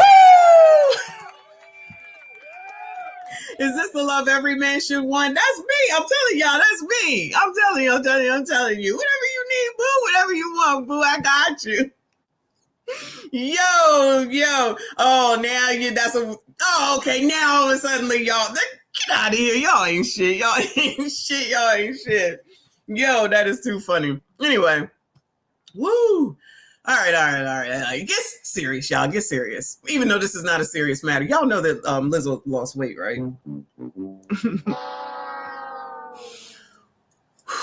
Get it together.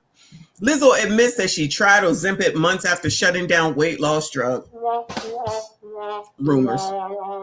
You mean to tell me that Lizzo was lying? You mean to tell me that she really wasn't in there working out like she was trying to imply? Are you kidding me? This is Lizzo, and this is I don't know what this is, child. Do you see the mouse? Okay, you can. The lady on the left, I think I don't know what that is. I don't know what that is. But is anyone surprised? Bueller? Anybody surprised? All the rumors are true. Pop star Lizzo admitted that she tried Ozempic and other trendy weight loss DRUGSs after denying accusations that she used medications to shed weight.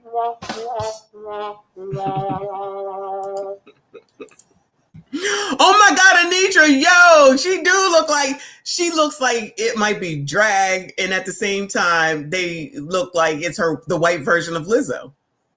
She looked like the white version of Lizzo. Wow. Anyway, it's not easy, Lizzo confessed during a conversation about Ozempic on Thursday's episode of Trisha Paytas, Just Trish podcast. Y'all know her? I don't know her. The singer, whose real name is Melissa Vivian Jefferson. Oh, I didn't know that. Said she tried everything. She said she tried everything to lose weight and ended up focusing on counting calories instead of taking a weekly jab. They do. They actually do. It's just the science for me. Calories in versus calories out, Lizzo added. Ozempic works because you eat less food. Most diet works when you eat less food. Is it just me? And if you do eat more food, you need to eat more food that are less in calories. Child. That's it. It makes you feel full. So if you can just do that on your own and get mind over matter, it's the same ish. Now she got advice, child. Now she giving somebody some damn advice. Woo! Twinning. Oh yeah, this is the damn. Let me just take this picture right damn now, child. Hold on. This is definitely the cover.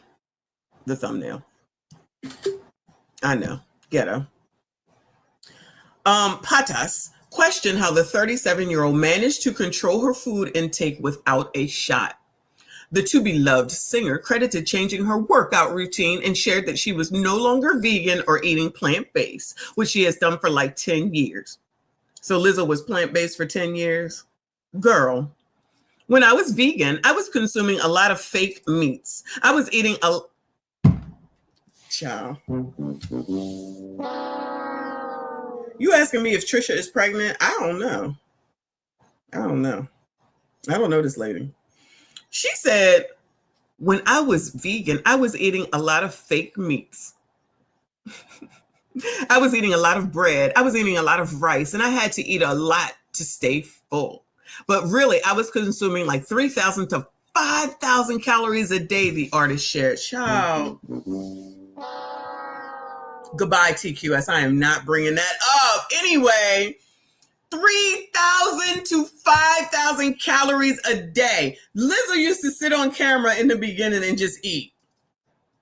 after the Truth Hurts thing, she used to just get on and eat and be eating cheesesteaks, drippity dripping and shit dipped in shit, and body positivity.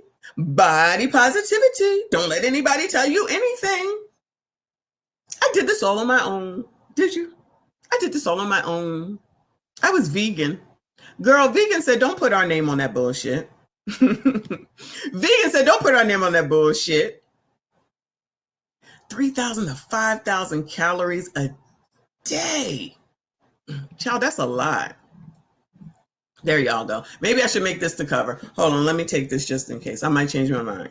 Let me go ahead and get this too. I might put this one on here. There you go. There you go. Options, child. Options. Let me see. The pop singer shared this. She is no longer vegan. Lizzo announced that she lost 16% of her body fat in April.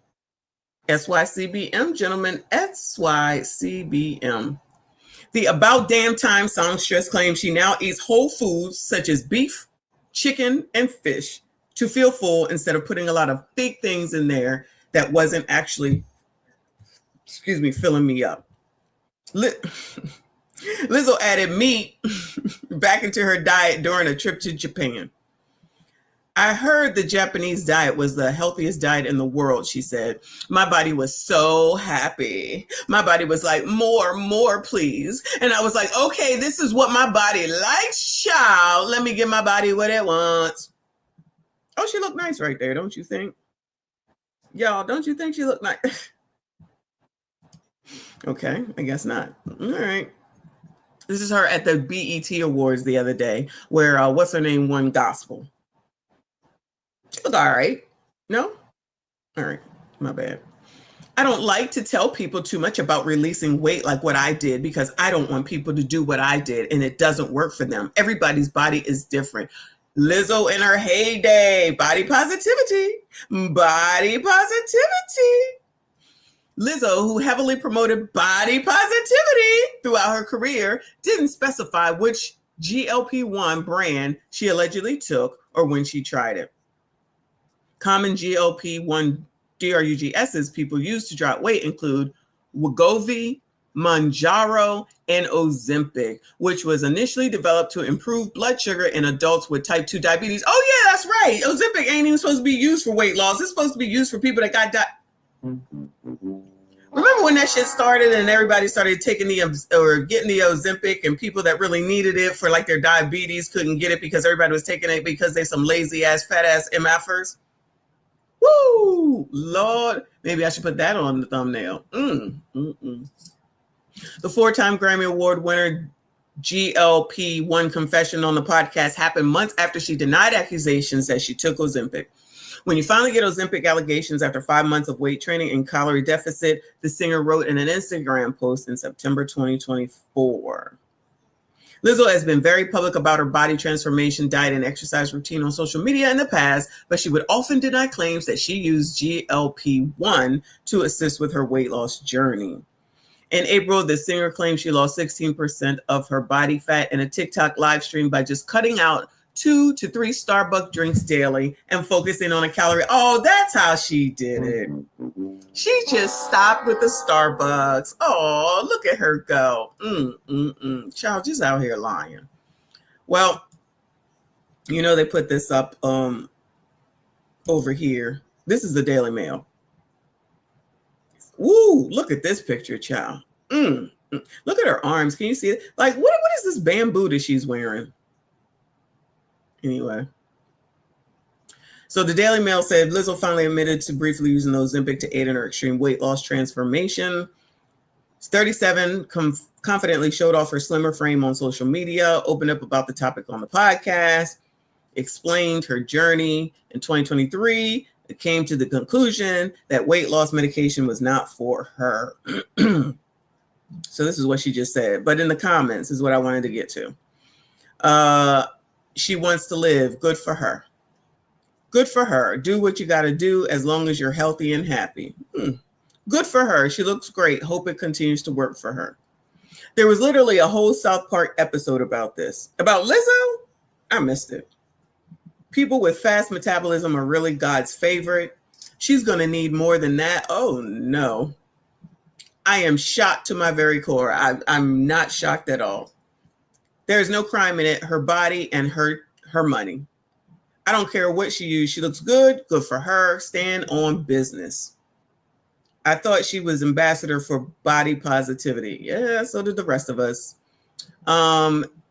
Anyway. Oh, yeah, and that's it. That's basically it. So, child, good luck to that lady. Whatever. To no surprise, honestly, at the end of the day. As far as I'm concerned, it's no surprise. Moving on, child. Moving on. I was trying to get to this the other day. Where did it go? There we go. So, people got something to say about Drea Michelle and her boy toy, Jalen Green, who is a basketball player, right? Drea Michelle shares cute TikTok video with Jalen Green, seemingly responds to critics shortly thereafter. So according to Hollywood Unlocked, Drea Michelle posted a TikTok video with her man, that's my man, you my man, that's my man, and seemingly had a few words for critics shortly after it started circulating on social media. Child, he do look very young sitting next to her. I ain't even gonna lie. He do look like a fucking baby sitting next to her. But child, his frontal lobe must be working. Okay, so I can do magic. I want to show you a magic trick, but if I get the magic trick and it amazes you and I pull it off seamlessly, then we can go to Sephora. Okay. Yeah, that's it. That's all I want. I want to go to Sephora. I want to just go to Sephora and get whatever I want. Okay? Okay, so I have this glass of water. You see the glass of water?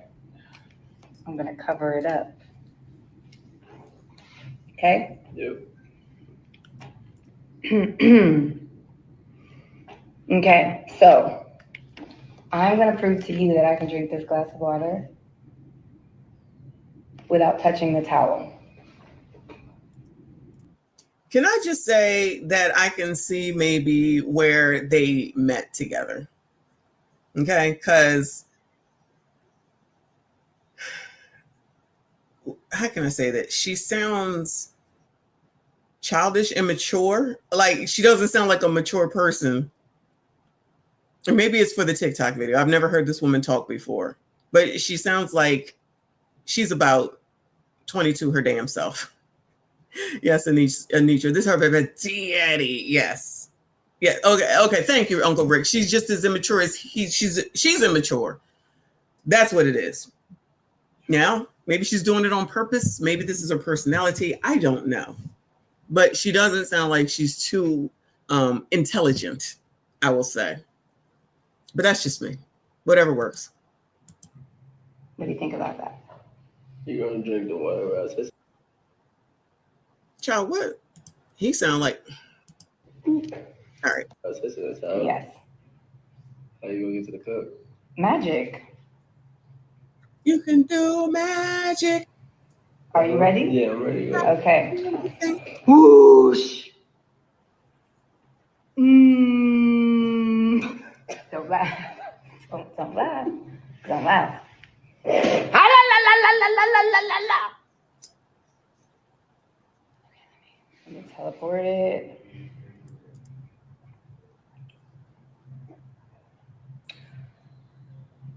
Okay. I drank the water. I did. I drank it. Am I supposed to check or something? I drank the water. I don't know. You gotta check to see. Check? Yeah, you can check, sure.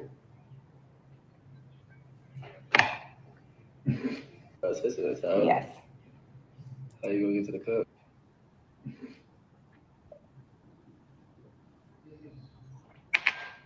I'm driving or you're driving? Wow. She said without touching.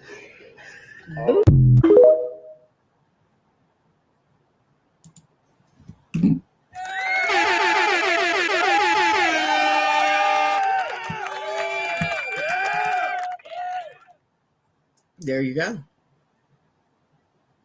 There you go.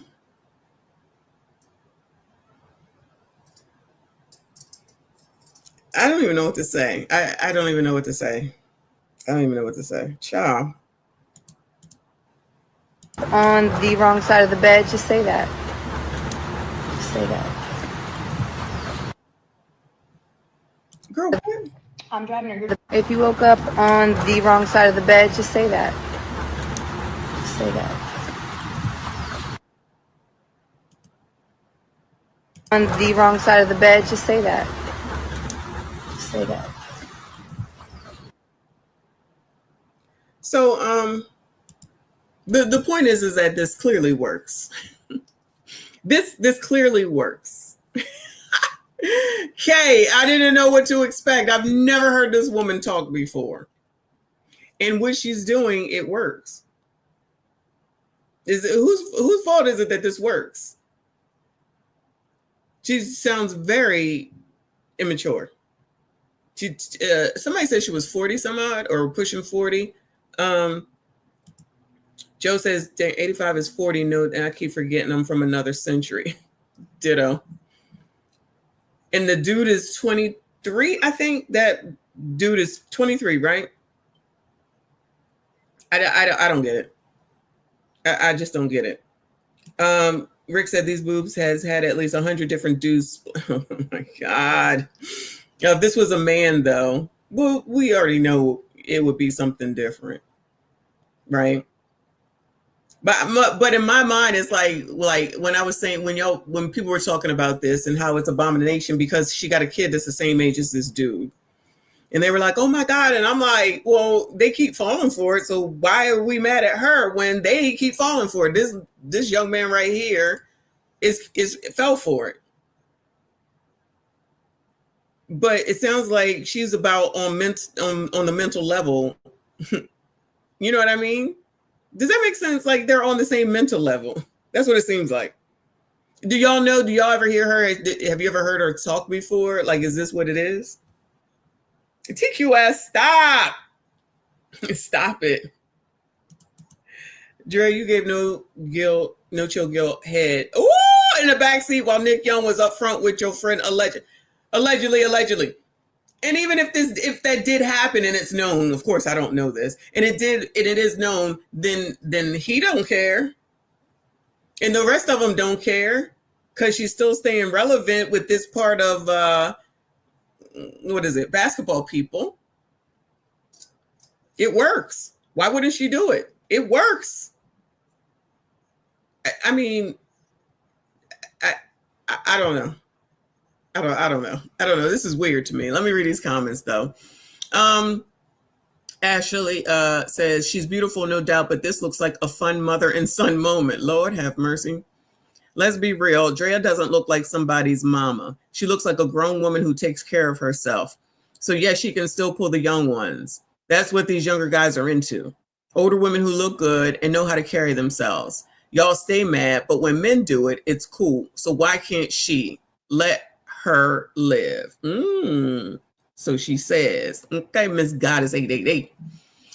First, Drea is gorgeous. Her man adores her and they appear happy. So let's let them live and we worry about ourselves. As beautiful as she is, you can clearly see the age difference and maturity difference in this video. This young man really looks like he can be her son. Well, considering she's got a child the same age, duh. They don't even look like a couple. She really looked like his mother. Wow, she really does look like his mom. Listen, I'm not mad at all. Cougar's up this year. We gonna live. I thought this was her oldest kid. She doesn't even look like his mom. You can't even tell she has kids. She looks young and fit. I see people who are younger that look way older than her with tight faces. She looks great. Well, there you go. So all that stuff that y'all were saying about whoever she did in the backseat of the car and what other man she was with and who she got kids by and how she do it, it doesn't matter. As long as she looks good, shout out to her.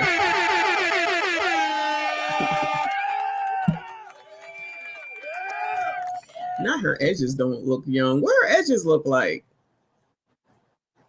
How do y'all say she is 40? Is her face tight from Botox? I guess whatever works for her. Because she gets surgeries, don't she? Right? Okay, you're gonna stop this. You're gonna stop this. You ain't gonna be sitting up here trying to put our name on nothing. You're gonna stop this. Moving on. Because Kay about to get it. So these are some of the videos I was trying to get to the other day. So I'm gonna just go ahead and go through them. I'm at 2 hours. I'm good. Let me check. And a soul reaching out to me. Hold on. Nobody is online. Nobody I need to be worried about. All right. Anyway, so this is teens who caused $3,000 in damage to a parked car in Crown Heights. Where's Crown Heights? Ain't that New York? Uncle Rick said they all get surgery or use Ozempic. She looks like, I heard that woman got surgery allegedly, and it looks like she probably does have Botox in her face. But anyway, on to the kids, child. On to the kids. A group of twerking teens caused nearly $3,000 in damage to a parked vehicle in Crown Heights this week. News 12's Nadia Galindo spoke exclusively with the wife of the owner of that vehicle, who is now seeking accountability. Chaos on Eastern Parkway as a large gathering of teens jump. Oh, no. This sounds like racism to me. The wife of the owner of that vehicle, who is now seeking accountability.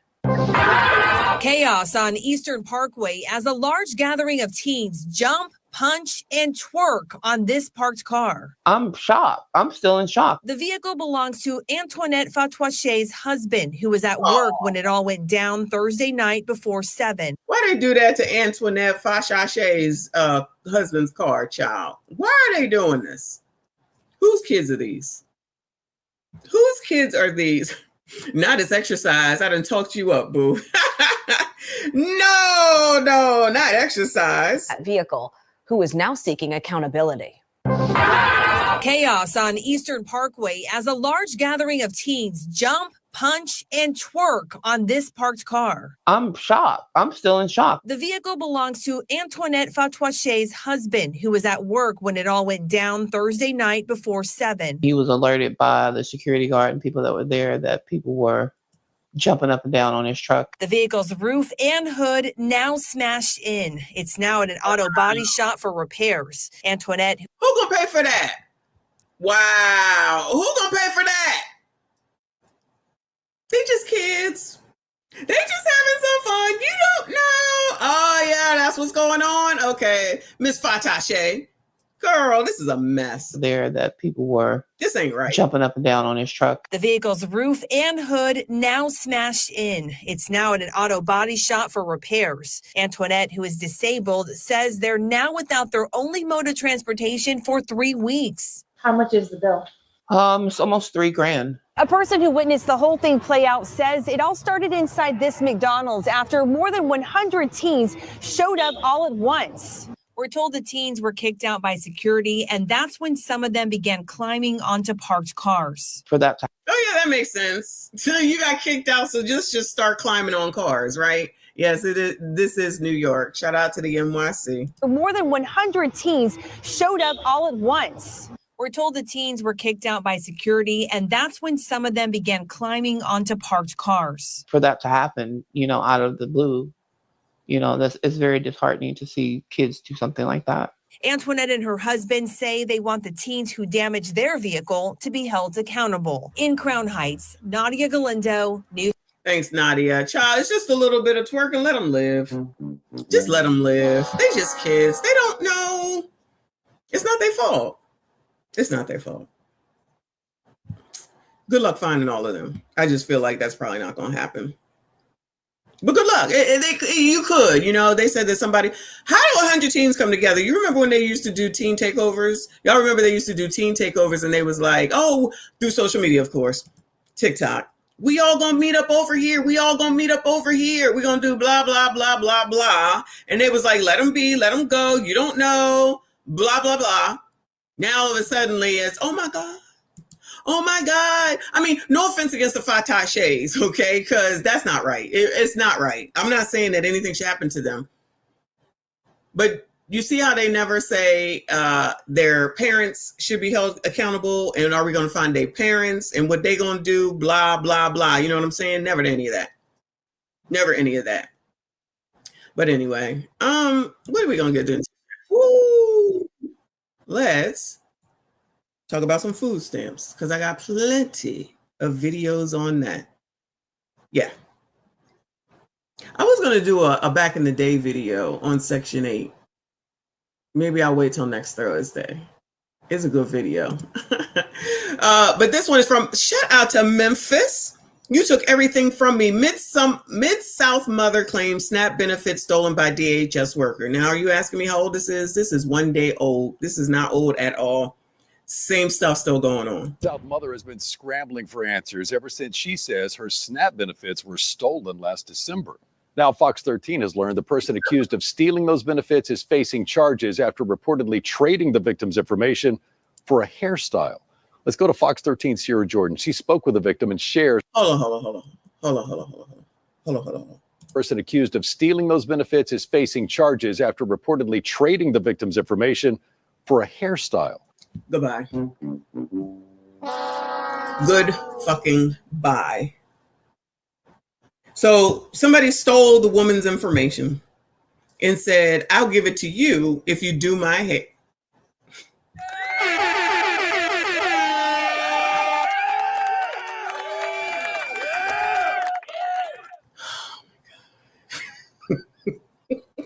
It's not funny. It's not funny. It's not funny.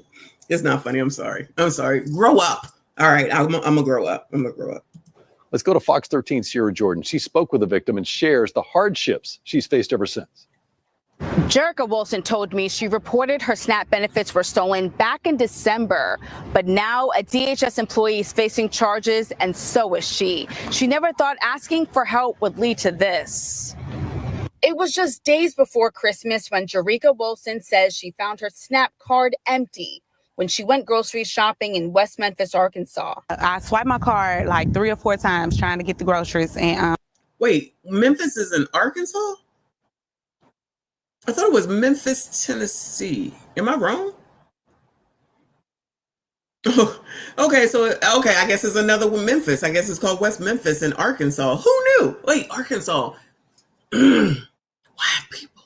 Jerica Wilson says she found her SNAP card empty when she went grocery shopping in West Memphis, Arkansas. I swiped my card like 3 or 4 times trying to get the groceries, and she told me that the card wasn't going through. According to the police report, Wilson went to DHS to renew her card. The next day, more than $1,000 was gone.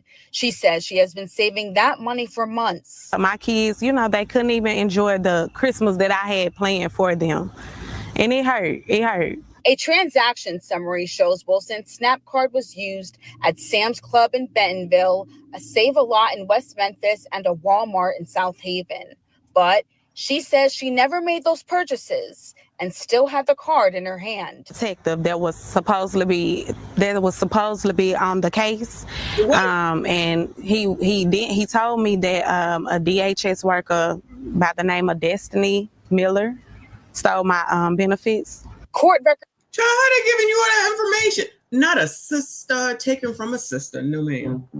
Somebody is lying. There is no way a sister would do this to another sister. Okay? Somebody's lying. But she says she never made those purchases and still had the card in her hand. Detective that was supposedly be on the case, and he told me that a DHS worker by the name of Destiny Miller stole my benefits. Court records show Destiny Miller is charged with theft of public benefits and financial identity fraud using a scanning device or skimmer. Police say Miller gave Wilson's card number and PIN to another woman in exchange for a hairstyle. That woman was later caught on camera at Big Star using Wilson's. No, not over there at good old Big Star, child. Can't do this. This is so ghetto. Oh, we saw you on camera over at Gene Steinsen's Big Star. Who has heard of this? Is amazing. Who has heard of Big Star before? Bueller? I've never heard this before, but I've never heard of West Memphis either. West Memphis, Arkansas. Let me rephrase, child. Woo! Lord help your people. Cannot. Shout out to Paul Revere. Thank you, honey. He said in the gym, but you damn right. I had to stop in. No fruit basket so far here in the ATL. My head is on a swivel. Be careful down there, child. Be careful down there. Salute to the MSGs. Salute to you, and I appreciate you. What the hell, Big Star? This is so country. Look at the truck bill. They definitely country down here. Good old Big Star. Guess they ain't got no Food Lion, no Acme's, no Aldi's, no ShopRites, no Pathmarks. Big Star is a Big Star down in Arkansas. Miller gave Wilson's card number and PIN to another woman in exchange for a hairstyle. That woman was later caught on camera at Big Star, using Wilson's SNAP benefits to buy groceries. My benefits were stolen from me because, you needed your hair done. Yeah. The DHS worker needed her hair done. And, it was just, that was wrong. Yeah. But 4 months later, the case took a turn. West Memphis arrested Wilson, charging her with filing a false police report and theft of property involving public benefits. Her attorney says they're fighting those charges, thinking that police made a mistake. You took my livelihood. You took everything from me. You wrong. Wait. This lady got arrested? Is that this lady that was complaining that got arrested? Because the other woman's name was something else, right? Am I listening to this correctly? This is too much. What in the world? Her with filing a false police report and theft of property involving public benefits. Her attorney says they're fighting those charges, thinking that police made a mistake. You took my livelihood. You took everything from me. You wrongfully accused me at a time of need. Someone stole my benefits from me, and here I am facing charges for something that was taken from me. Oh, did we stop using tooken? Did we stop using tooken? Y'all, we're supposed to be using the word tooken. I forgot. That's on me.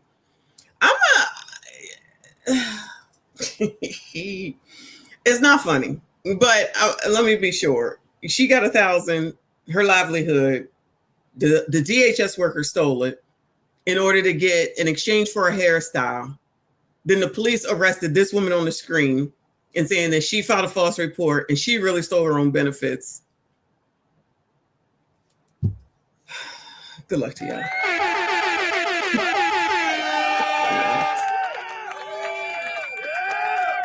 This is not funny. I reached out to West Memphis Police for answers about why they charged Wilson, but we are still waiting to hear back. Child, they said, leave us alone. Oppressors got work to do. Shout out to the Big Star as well. I can't do this.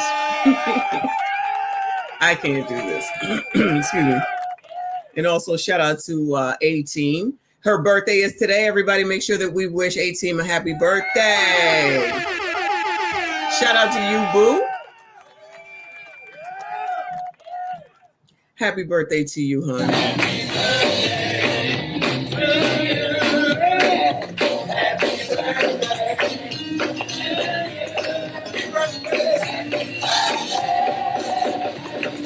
Over the past 2 years, more than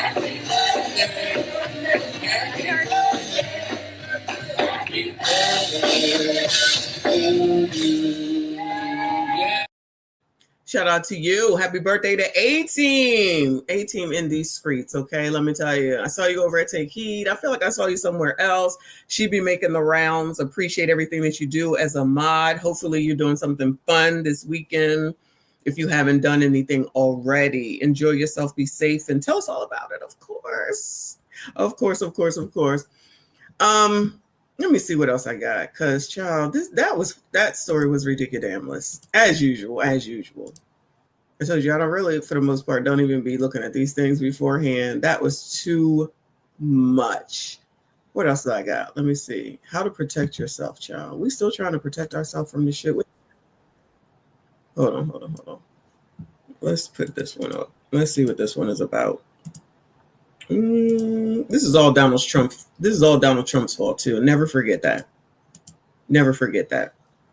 This is Oklahoma. Federal funding for SNAP benefits on the chopping block 4 days ago. We already know. Come on, child. Well, tonight there are new worries about what's being called the big, beautiful bill. Many are concerned those already struggling will be left with no safety net at all. News 4's Mecca Thompson joins us in studio. Mecca, Oklahoma is one of the states that relies on a lot of federal dollars here. Kevin, Adria, that's right. A spokesperson from the Regional Food Bank says cuts to SNAP will take away almost 10 billion meals per year nationally for lower income families, and rural Oklahoma has the most to lose. It's going to impact farmers, grocery store owners. Lord. Why does man look like he belonged in a prawn video some damn where from the 70s? Who is this? Should have saved this one for what? People Wednesday. Who is responsible for this? Child, if you don't get this damn mustache taken care of, I cannot. I swear to you, you look like you came straight from the 70s, child. You look like a character from The Simpsons or something. Really, all around, it's going to impact a lot of folks. Lawmakers in Washington, D.C., one step closer to making President Trump's One Big Beautiful Bill law. The Regional Food Bank is strongly urging our senators to vote no on any cuts to SNAP and Medicaid in the upcoming budget reconciliation bill. We believe that will disproportionately affect Oklahomans. Austin Prickett with the Regional Food Bank of Oklahoma says No. You are not allowed to say disproportionately affected. That's not your phrase. That belongs strictly to the blacks, specifically the sister. Damn. We're not having this. You got more questions, but I tell you, if you have a problem figuring out whether you're for me or Trump, and you ain't black. Sounding a bit racist. The racism that you're experiencing and the struggle to make ends meet actually means the diet don't work for you the same. I'm not putting up with this at all. I'm not putting up with this. You cannot use disproportionately affected at all. Ever, never, no way if you are not black. That's I'm claiming it. That's our thing. That's definitely our thing. Shout out to those that watched the video about the herps. Sorry, it's not funny. The upcoming budget reconciliation bill, we believe that will disproportionately affect Oklahomans. Austin Prickett with the Regional Food Bank of Oklahoma says rural communities where support for the president is the strongest will feel the biggest punch. They have less resources. That means that those that out there in the rural areas that voted for Trump are the ones that's going to suffer too. But I thought all this was against the colored child, disproportionately affected and all.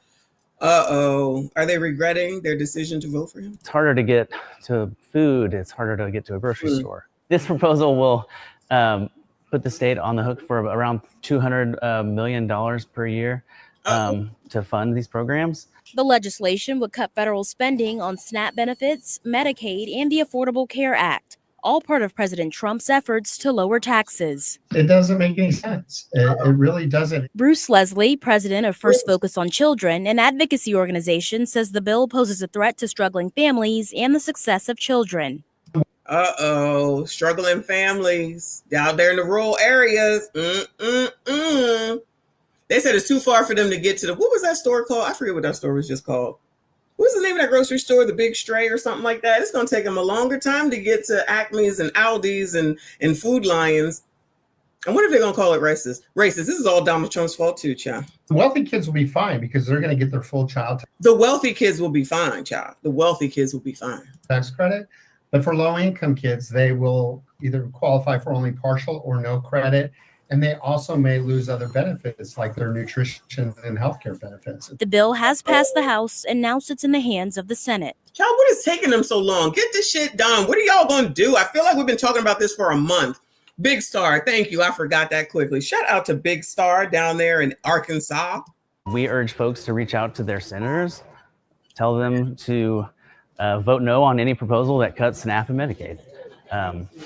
Those are strong hunger fighters. And if the bill is passed by the Senate, it will go to President Trump for final approval. DHS sent a maybe he won't sign it. Statement this afternoon saying they're working with their partners to determine how programs will be impacted. You can read their full statement at KFOR. Thanks, girl. Maybe Donald Trump won't sign it if it passes the Senate and goes to him. That's an option. You never know. You never know. He might have a change of heart. We shall see. I wish they would hurry the hell up and make a decision though, just because I'm just interested to see what's going to happen. And that's more videos for me, which means more videos for y'all. Okay? So selfish, I know. My bad. Moving on. Let me see where we at. We all sugar honey iced tea. You know this girl. You know what that means. She was fucking his best friend. So, I mean, everybody's fucking down here in Atlanta. I don't know what to tell you. They breeding like rabbits down here. Everybody getting ass. We are down in the ATL. Protect SNAP benefits. Tool lets families secure benefits against thieves. This lady's so pretty. This from 3 days ago. This ain't worked all this time. This ain't worked all this time. Yes, more videos equals more foolishness we have to deal with. Exactly. At least you know. Shout out to the ATL. Tonight, we are uncovering how thousands of SNAP beneficiaries in Georgia are losing everything instantly to fraudsters. A new state security feature was supposed to help, but 11 Alive News consumer investigator Liza Lucas discovered only a fraction of families are using it. I actually tried to call that number. Kalima Jenkins does not receive SNAP benefits, but someone important to her does. I take care of my mom. Just quite excited when Oh no, we don't want nothing to happen to me, Ma. No. We don't want nothing to happen to me, Ma. This ain't right. This is not right. Get that woman her daggone food benefits, child. No. Elderly and disabled and veterans, we cut for them. Get that woman her money back. Important to her does. I take care of my mom. Just quite excited when the card finally came in the mail. But days later, all of the benefits from the card were gone. Kalima called 11 Alive News Investigates for help and showed us the transactions. More than $600 stolen from the account from more than 800 miles away. I started doing some research online and realized I am not the only one. She says no one told her about a security feature designed to stop this. Oh, so they're not even letting them know what to do to prevent the shit that don't even work anyway, allegedly. Turn the card off and then turn it back on. Child, that shit don't work. None of it works, allegedly, from what we've seen. Get that woman her damn food stamps back. That's $600 that Mima needs to eat. There was no indication no warning that this potential fraud is happening or telling me, hey, we have this feature, lock this card. The lock feature lets families secure their SNAP card between purchases. It rolled out in Georgia last December, designed to stop thieves who were skimming and cloning cards. Oh, hell no, y'all. No, oh my God, pocket watching with JT up in here. Yo, oh my God. Shout out to Pocket Watching with JT, y'all. I know we all already know who he is and follow him. I cannot believe that. Y'all, I be just fangirling out with some of these people that freaking know who I am. I am so excited. Thank you so much. More so just for being here and acknowledging that you even watch this foolishness that we do. The foolishness. Yo, sometimes I'll be like, yo, these people that watch me probably like, this girl is out of her effing mind. This lady is weird and crazy. Thank you so much, JT. Appreciate you. Shout out to Pocket Watching with JT in the building.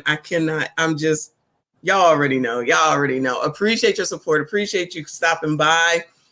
Woo! Let's make sure that we support our other content creators, and definitely, especially since we be talking about money around here, let's make sure that if you do need some help, that's who you should be following. Also, our friend Orlando Minor, who we watch all the time as well. Thank you so much. Oh my goodness, y'all. I just be fangirling out. Shout out to everyone that is here. Please make sure you hit the like button, subscribe if you are new. Get me her food stamps back. But 11 Alive discovered only 6% of Georgia SNAP households are using it. Oh no, how is only 6% of them using it when everybody got so many issues over there? I'm confused. How come they not getting that information out? I'm so confused. Theft hasn't stopped. No. DHS confirms it's reviewing more than $23 million in reported SNAP losses since January 1st. 2025? 23 million?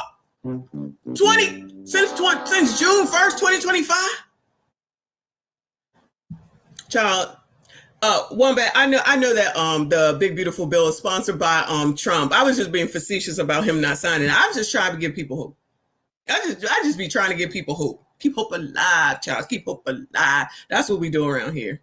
$23 million, y'all. That is a lot of effing money. And you know damn well we know that they're not reimbursing this stuff. Mima need her money though. We gotta figure that out for the elderly, the disabled, and the veterans. They need to figure that out. They really do need to figure that out. That's in addition to $13 million reimbursed to families before federal funding expired last year. Kalima. Under Joe Biden, we know that, right? Last year under Joe Biden, which no one wants to acknowledge, like we're just supposed to forget everything that we know. Child, Joe Biden didn't give a damn. But y'all want to continue to blame Trump for everything. We can blame him for plenty, but not this.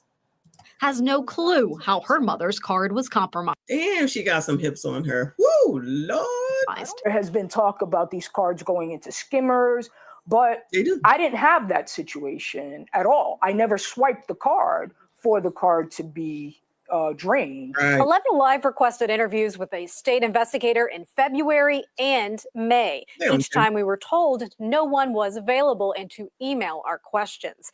Meanwhile, DHS Child, who think they're getting an answer back from an email, Bueller?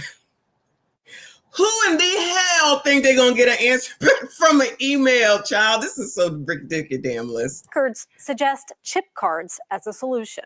An August 2023 document 11 Alive obtained shows upgrading SNAP EBT cards to chip cards would cost $4.6 million over 4 years, then $1.1 million annually.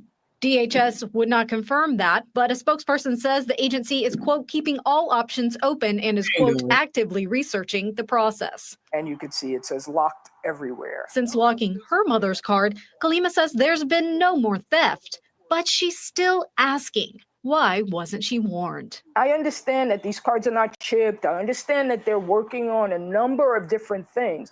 But I think in the interim, there are things that they could do that are not very costly that will protect the public. Yeah, they're not going to do it. Amazing. Thanks. Great.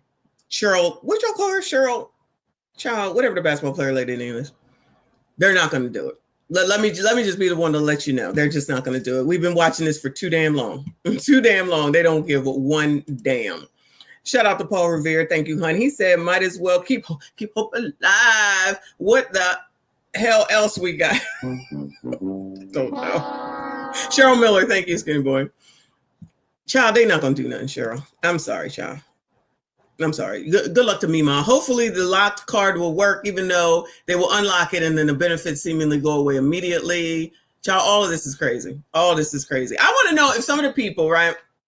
You know, we support elderly, disabled, and veterans, right? But some of the other people that are just having kids and don't want to work and just want to stay home and think that their kids need to start working at the age of 7 based off of what we've been watching. I wonder if they're making a plan for the future right now. You think, Bueller? Since Trump ain't going nowhere for at least 4 years, I wonder if they're making any plans for the future, if they're just going to continue to be on TikTok whining and complaining every month that they lose something or something don't go their way. Blame Donald Trump. Nothing ever changes. Wash, rinse, F, and repeat.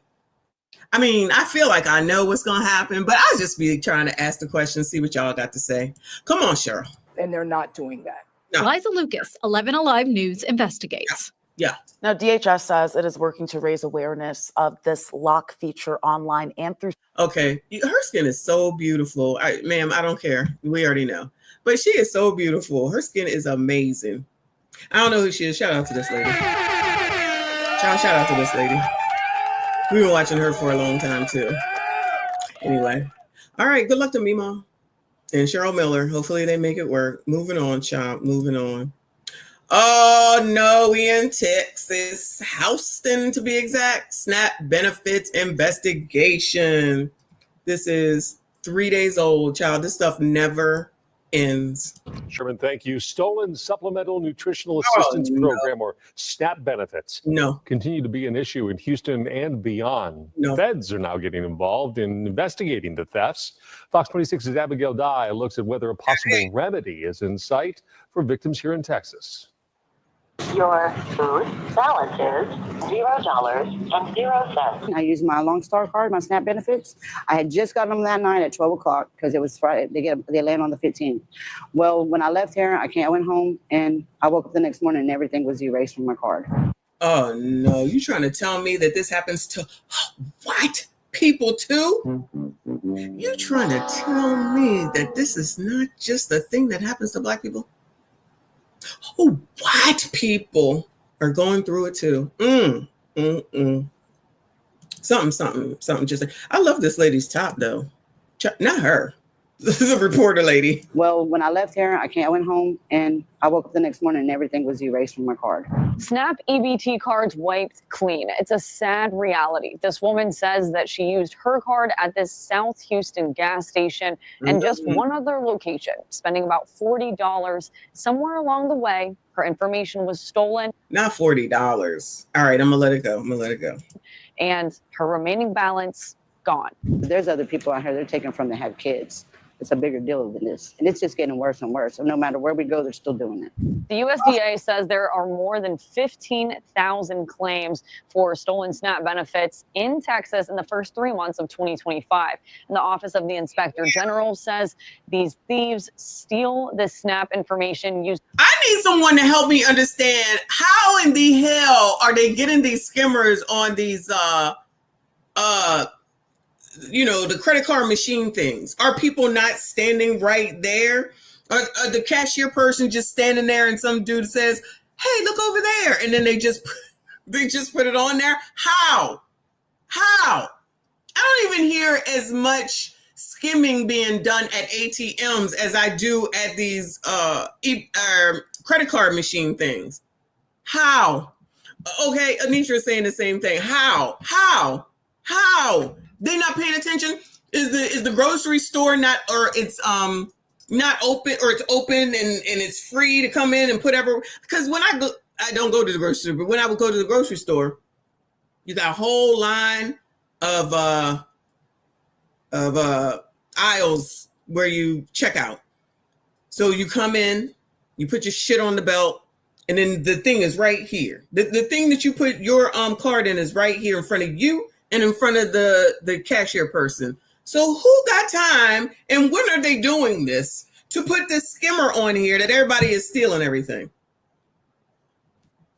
I'm just confused. And even in a gas station, so the gas station attendant is not standing right here, that somebody has time to put a skimmer on? I just don't get it. Who got stands? My friend needs some also. Goodbye, sir. All right. BD, all right, says in some cases an inside job by the stores. Well, it got to be a lot of inside jobs, I'm thinking it's a lot of inside jobs.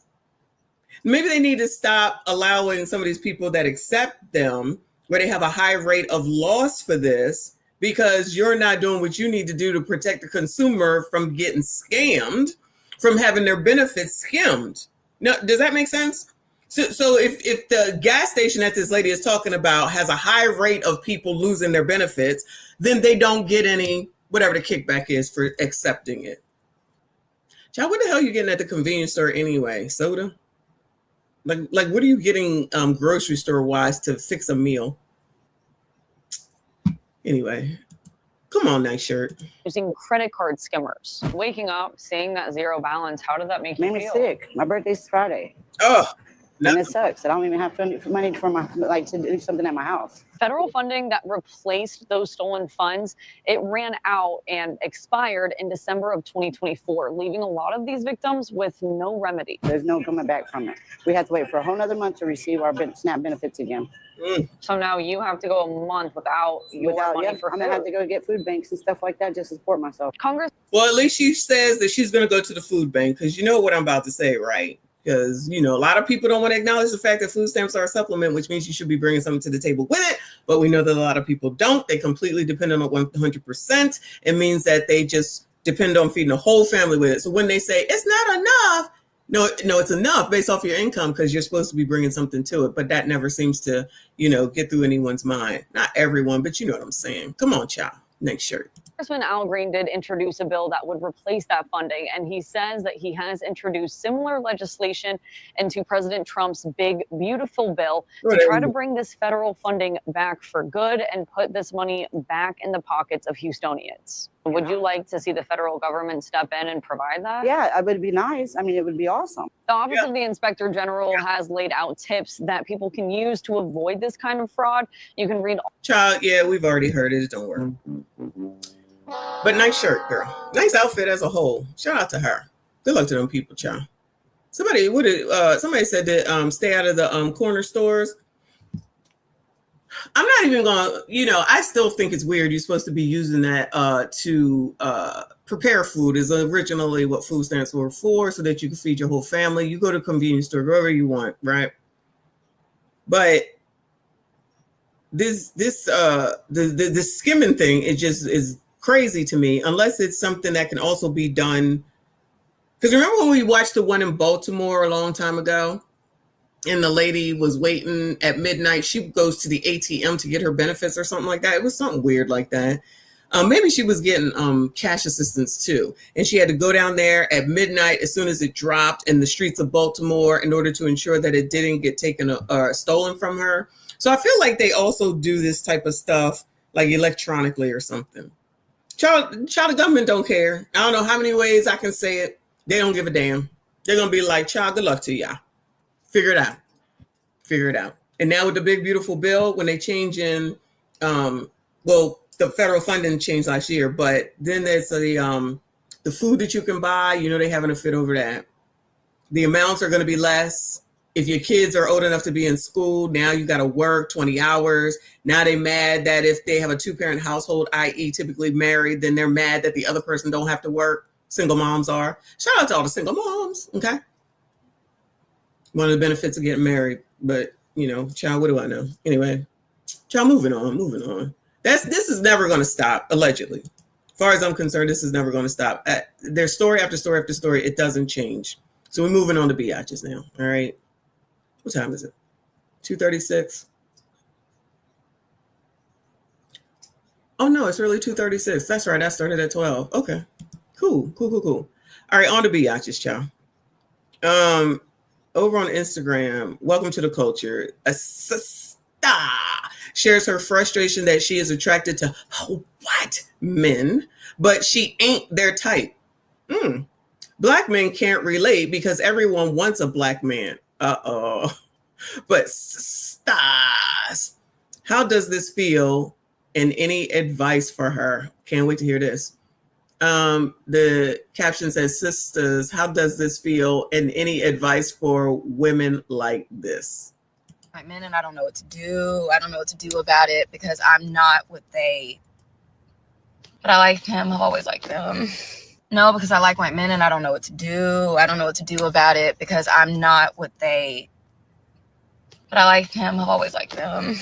No, because I like white men, and I don't know what to do. I don't know what to do about it because I'm not what they. But I like him. I've always liked them. No, because... Girl, what? Child. What?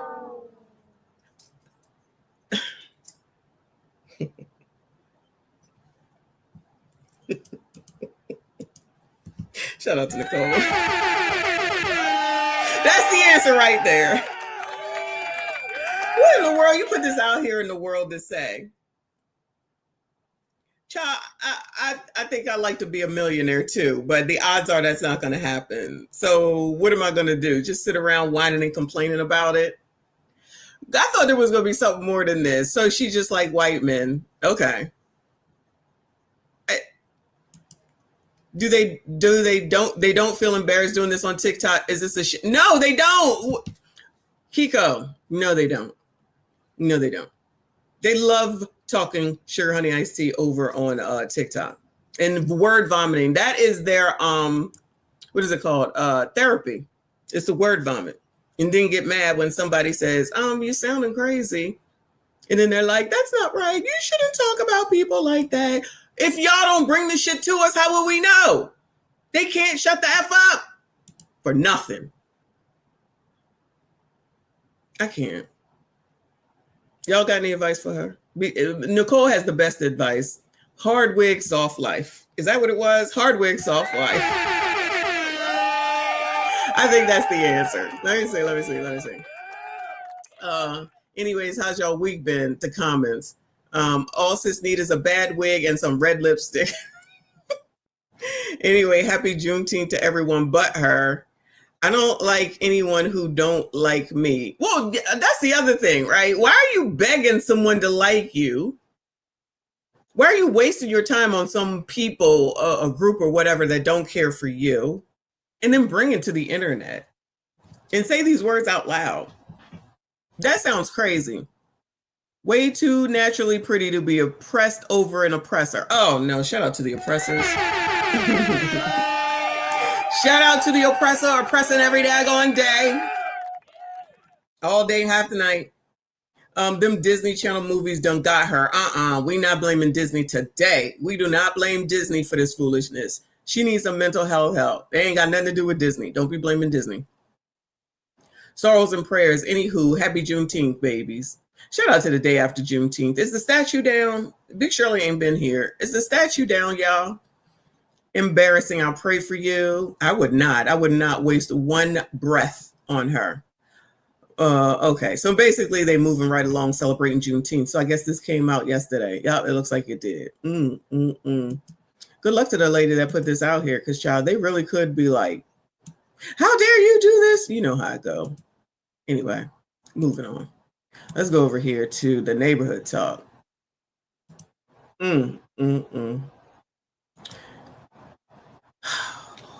30-year-old Milwaukee woman fatally SHOT by her 15-year-old brother during a family dispute. Mother, who she had a restraining order against, allegedly drove her siblings to the scene to fight her. What is it? What? Incident captured on a live stream, but of course. Let me read the caption because that title is too much. Neighbors, this is heartbreaking. A family is torn apart after years of violence and drama came to a head and claimed the life of one woman. Siblings, including the teenage SHOTer, are in custody. Wow. According to Fox 6, Ashley Hudson, 30, and a mother of 4. All right, this is going to be the last story, child. This is going to be the last story. I got to get ready to get the hell out of here. Ashley Hudson, 30, mother of 4, was GUN down late on Monday night by her own 15-year-old brother. And it was all recorded by a stranger streaming on Facebook. Her uncle, Anthony Hudson, says it all started with issues between Ashley and her mother. At some point, Ashley's 16-year-old and 21-year-old sisters involved themselves as well. Anthony claims the siblings suffered from mental health.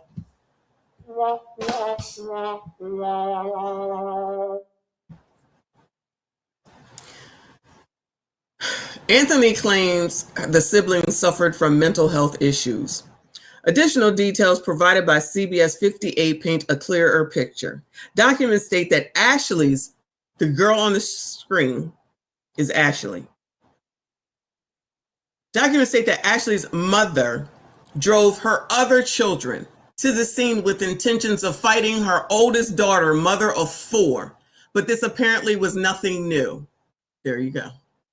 Ashley feared for her life years in advance, filing for a restraining order against her mother and sister in 2023.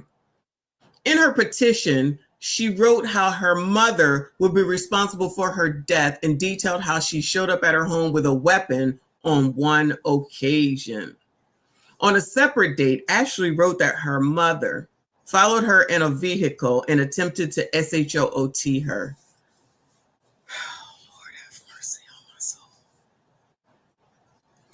As for the sister, Ashley said her 21-year-old sibling attempted to jump her with a neighbor as she walked her dog, taunting that she would SHOT her and keep returning to her home. I'm not safe. I'm in fear she is going to delete me. If something happens to me, she did it, and I want somebody to believe that I'm fearing for my life and afraid she is going to take me off this earth forever, Ashley wrote about her mother. Wow. Now in present time, Ashley's worst fear became a reality. Her uncle says the 15-year-old brother actually returned to the scene of the crime and was apologetic, but he's now in custody along with 2 sisters. As for the mother, police haven't confirmed an arrest or charges. She probably will get off this. Lord help your people. This too much already. Tragedy. We are now learning more about a fatal shooting of a 30-year-old woman at MLK in Valete. The victim's loved ones tell our Bria Jones it was her teen brother who pulled the trigger. Bria joins us from the newsroom tonight with the story that's new at 10. Good evening, Kim and Ted. The family of 30-year-old Ashley Hudson says she was involved in a heated argument with her siblings when her 15-year-old brother shot and killed her. Tonight, Hudson's uncle tells me 3 of her siblings and her mother are all in police custody. Hudson says the siblings all suffer with behavior and mental health issues. I feel like I hear a defense already coming up on how they're going to try to get out of this. I feel like I lost my whole family tonight. You did. A family torn apart by violence. The tragedy captured on Facebook Live. Ooh, he popped him. Ooh. He just shot dude right there. I hate that it happened on Facebook Live. That's something very, that's what really just, devastated me the most, to see my own nephews and nieces. Milwaukee police say 30-year-old Ashley Hudson, a mother of 4, was shot and killed Monday night at the intersection of MLK and Valete. Child, what do we say about MLK? Boulevards, streets. Lord, Lord, Lord, help your people. Lord, Lord, Lord. Stay away from MLK Boulevard, child. Family says her 15-year-old brother and 2 sisters, ages 16 and 21, were all arrested. Anthony Hudson is their uncle. At this point, do you know who shot and killed Ashley? Me, honestly, I don't want to believe it, but I kind of want to say it was my nephew. My baby sister called me and said they killed Ashley. Video shows people speeding away after the shooting, but Hudson says what's not Child, they over there closing doors. It don't look like a lot of speed going on. Not shown is his nephew returning to the scene. He said it was an accident and he didn't mean to do it and he just aimed it. And that was it. He says his sister, Ashley's mother, stayed by her side after the shooting and is still in police custody. I used to always tell him to stop doing this. And my sister, she loved her kids so much. Like I said, I know for sure she did not expect that and did not ever want nothing like that to happen. Dealing with the unexpected, Hudson is selling this car to pay for Ashley's funeral as the family seeks understanding. Ashley's gone. They can't bring her back and she has children. Yeah, who gonna care for them 4 children? I hope not the mother, sorry. MPD did confirm 2 Fox 6 and other people have been arrested, but not for homicide. Charges in this case, they are still under review by the DA's office. The family has started a GoFundMe to help pay for Hudson's funeral. You can find the link to donate on the Fox local app. Ted? Oh my goodness gracious, Lord have mercy. Child, I can't do it. I can't do it. That's too much. Sorry for the way that ended. I was not child. Anyway. Good luck to those people. Good luck to those kids, actually, because they're the ones that they're going to be raised with a bunch of crazy ass people. That mama sounds jealous. We've seen and said that before. That's a real thing, where mothers be jealous of their daughters because it's a younger version of them. Instead of, nurturing and caring for their damn kids and giving them the best and hope that they have the best life ever, you want to make it freaking harder and more difficult on them and make them suffer and shit. But whatever. Anyway, sorry, y'all. Didn't mean to bring stuff down, especially with after food stamps, had I known. So that's it though. And it's almost 3:00. Yeah, it's about time for me to sign off. It's been a long, hard ass day today, y'all. Hopefully y'all are having a good time at work or you ain't working much longer. I appreciate y'all. Shout out to everyone that donated. I appreciate you. Make sure y'all hit the like button for me. Hit the like button, hit the like button, hit the like button. Subscribe if you're new. I will be back tomorrow morning. Tomorrow morning? Yeah, tomorrow's Saturday, probably around 10. 9:30, 10, something like that. All right, so be there or be square. Hopefully there's no more as far as Fat Joe is concerned, y'all, because again, that's just too daggone much. Anyway, let me figure out what we're going to go out on. Let's just... no, I'm not going to do that one again, but that shit is funny. The one with that I sniped from TC this morning, that is freaking hilarious. Anyway, let me figure out what we got. All right, let's do this one. I appreciate y'all. I'll see you all in... Wait. Yeah, in the next one. They're eating the dogs, the people that came in. They're eating the cats. They're eating the pets of the people that live there. And this is what's happening in our country. They're eating the dogs, eating the dogs. They're eating the dogs, dogs. They're eating the dogs, eating the dogs. They're eating the dogs, dogs. They're eating the dogs, eating the dogs. They're eating the dogs, dogs. Millions and millions of dogs. Eating the dogs. They're eating the dogs, dogs. They're eating the dogs. Find the way to God. And it's a shame. Eating the cat, eating the cat, eating the cat, eating the cat, eating the cat, eating the cat, eating the cat, eating the cat, eating the cat, eating the cat, eating the cat, eating the cat, eating the cat. They're eating the dogs, eating the dogs, they're eating the dogs, dogs. They're eating the dogs, eating the dogs, they're eating the dogs, dogs. Millions and millions of dogs, eating the dogs, they're eating the dogs, dogs. They're eating the dogs, eating the dogs, they're eating the dogs, dogs. And it's a shame. Eating the cat, eating the cat, eating the cat, eating the cat, eating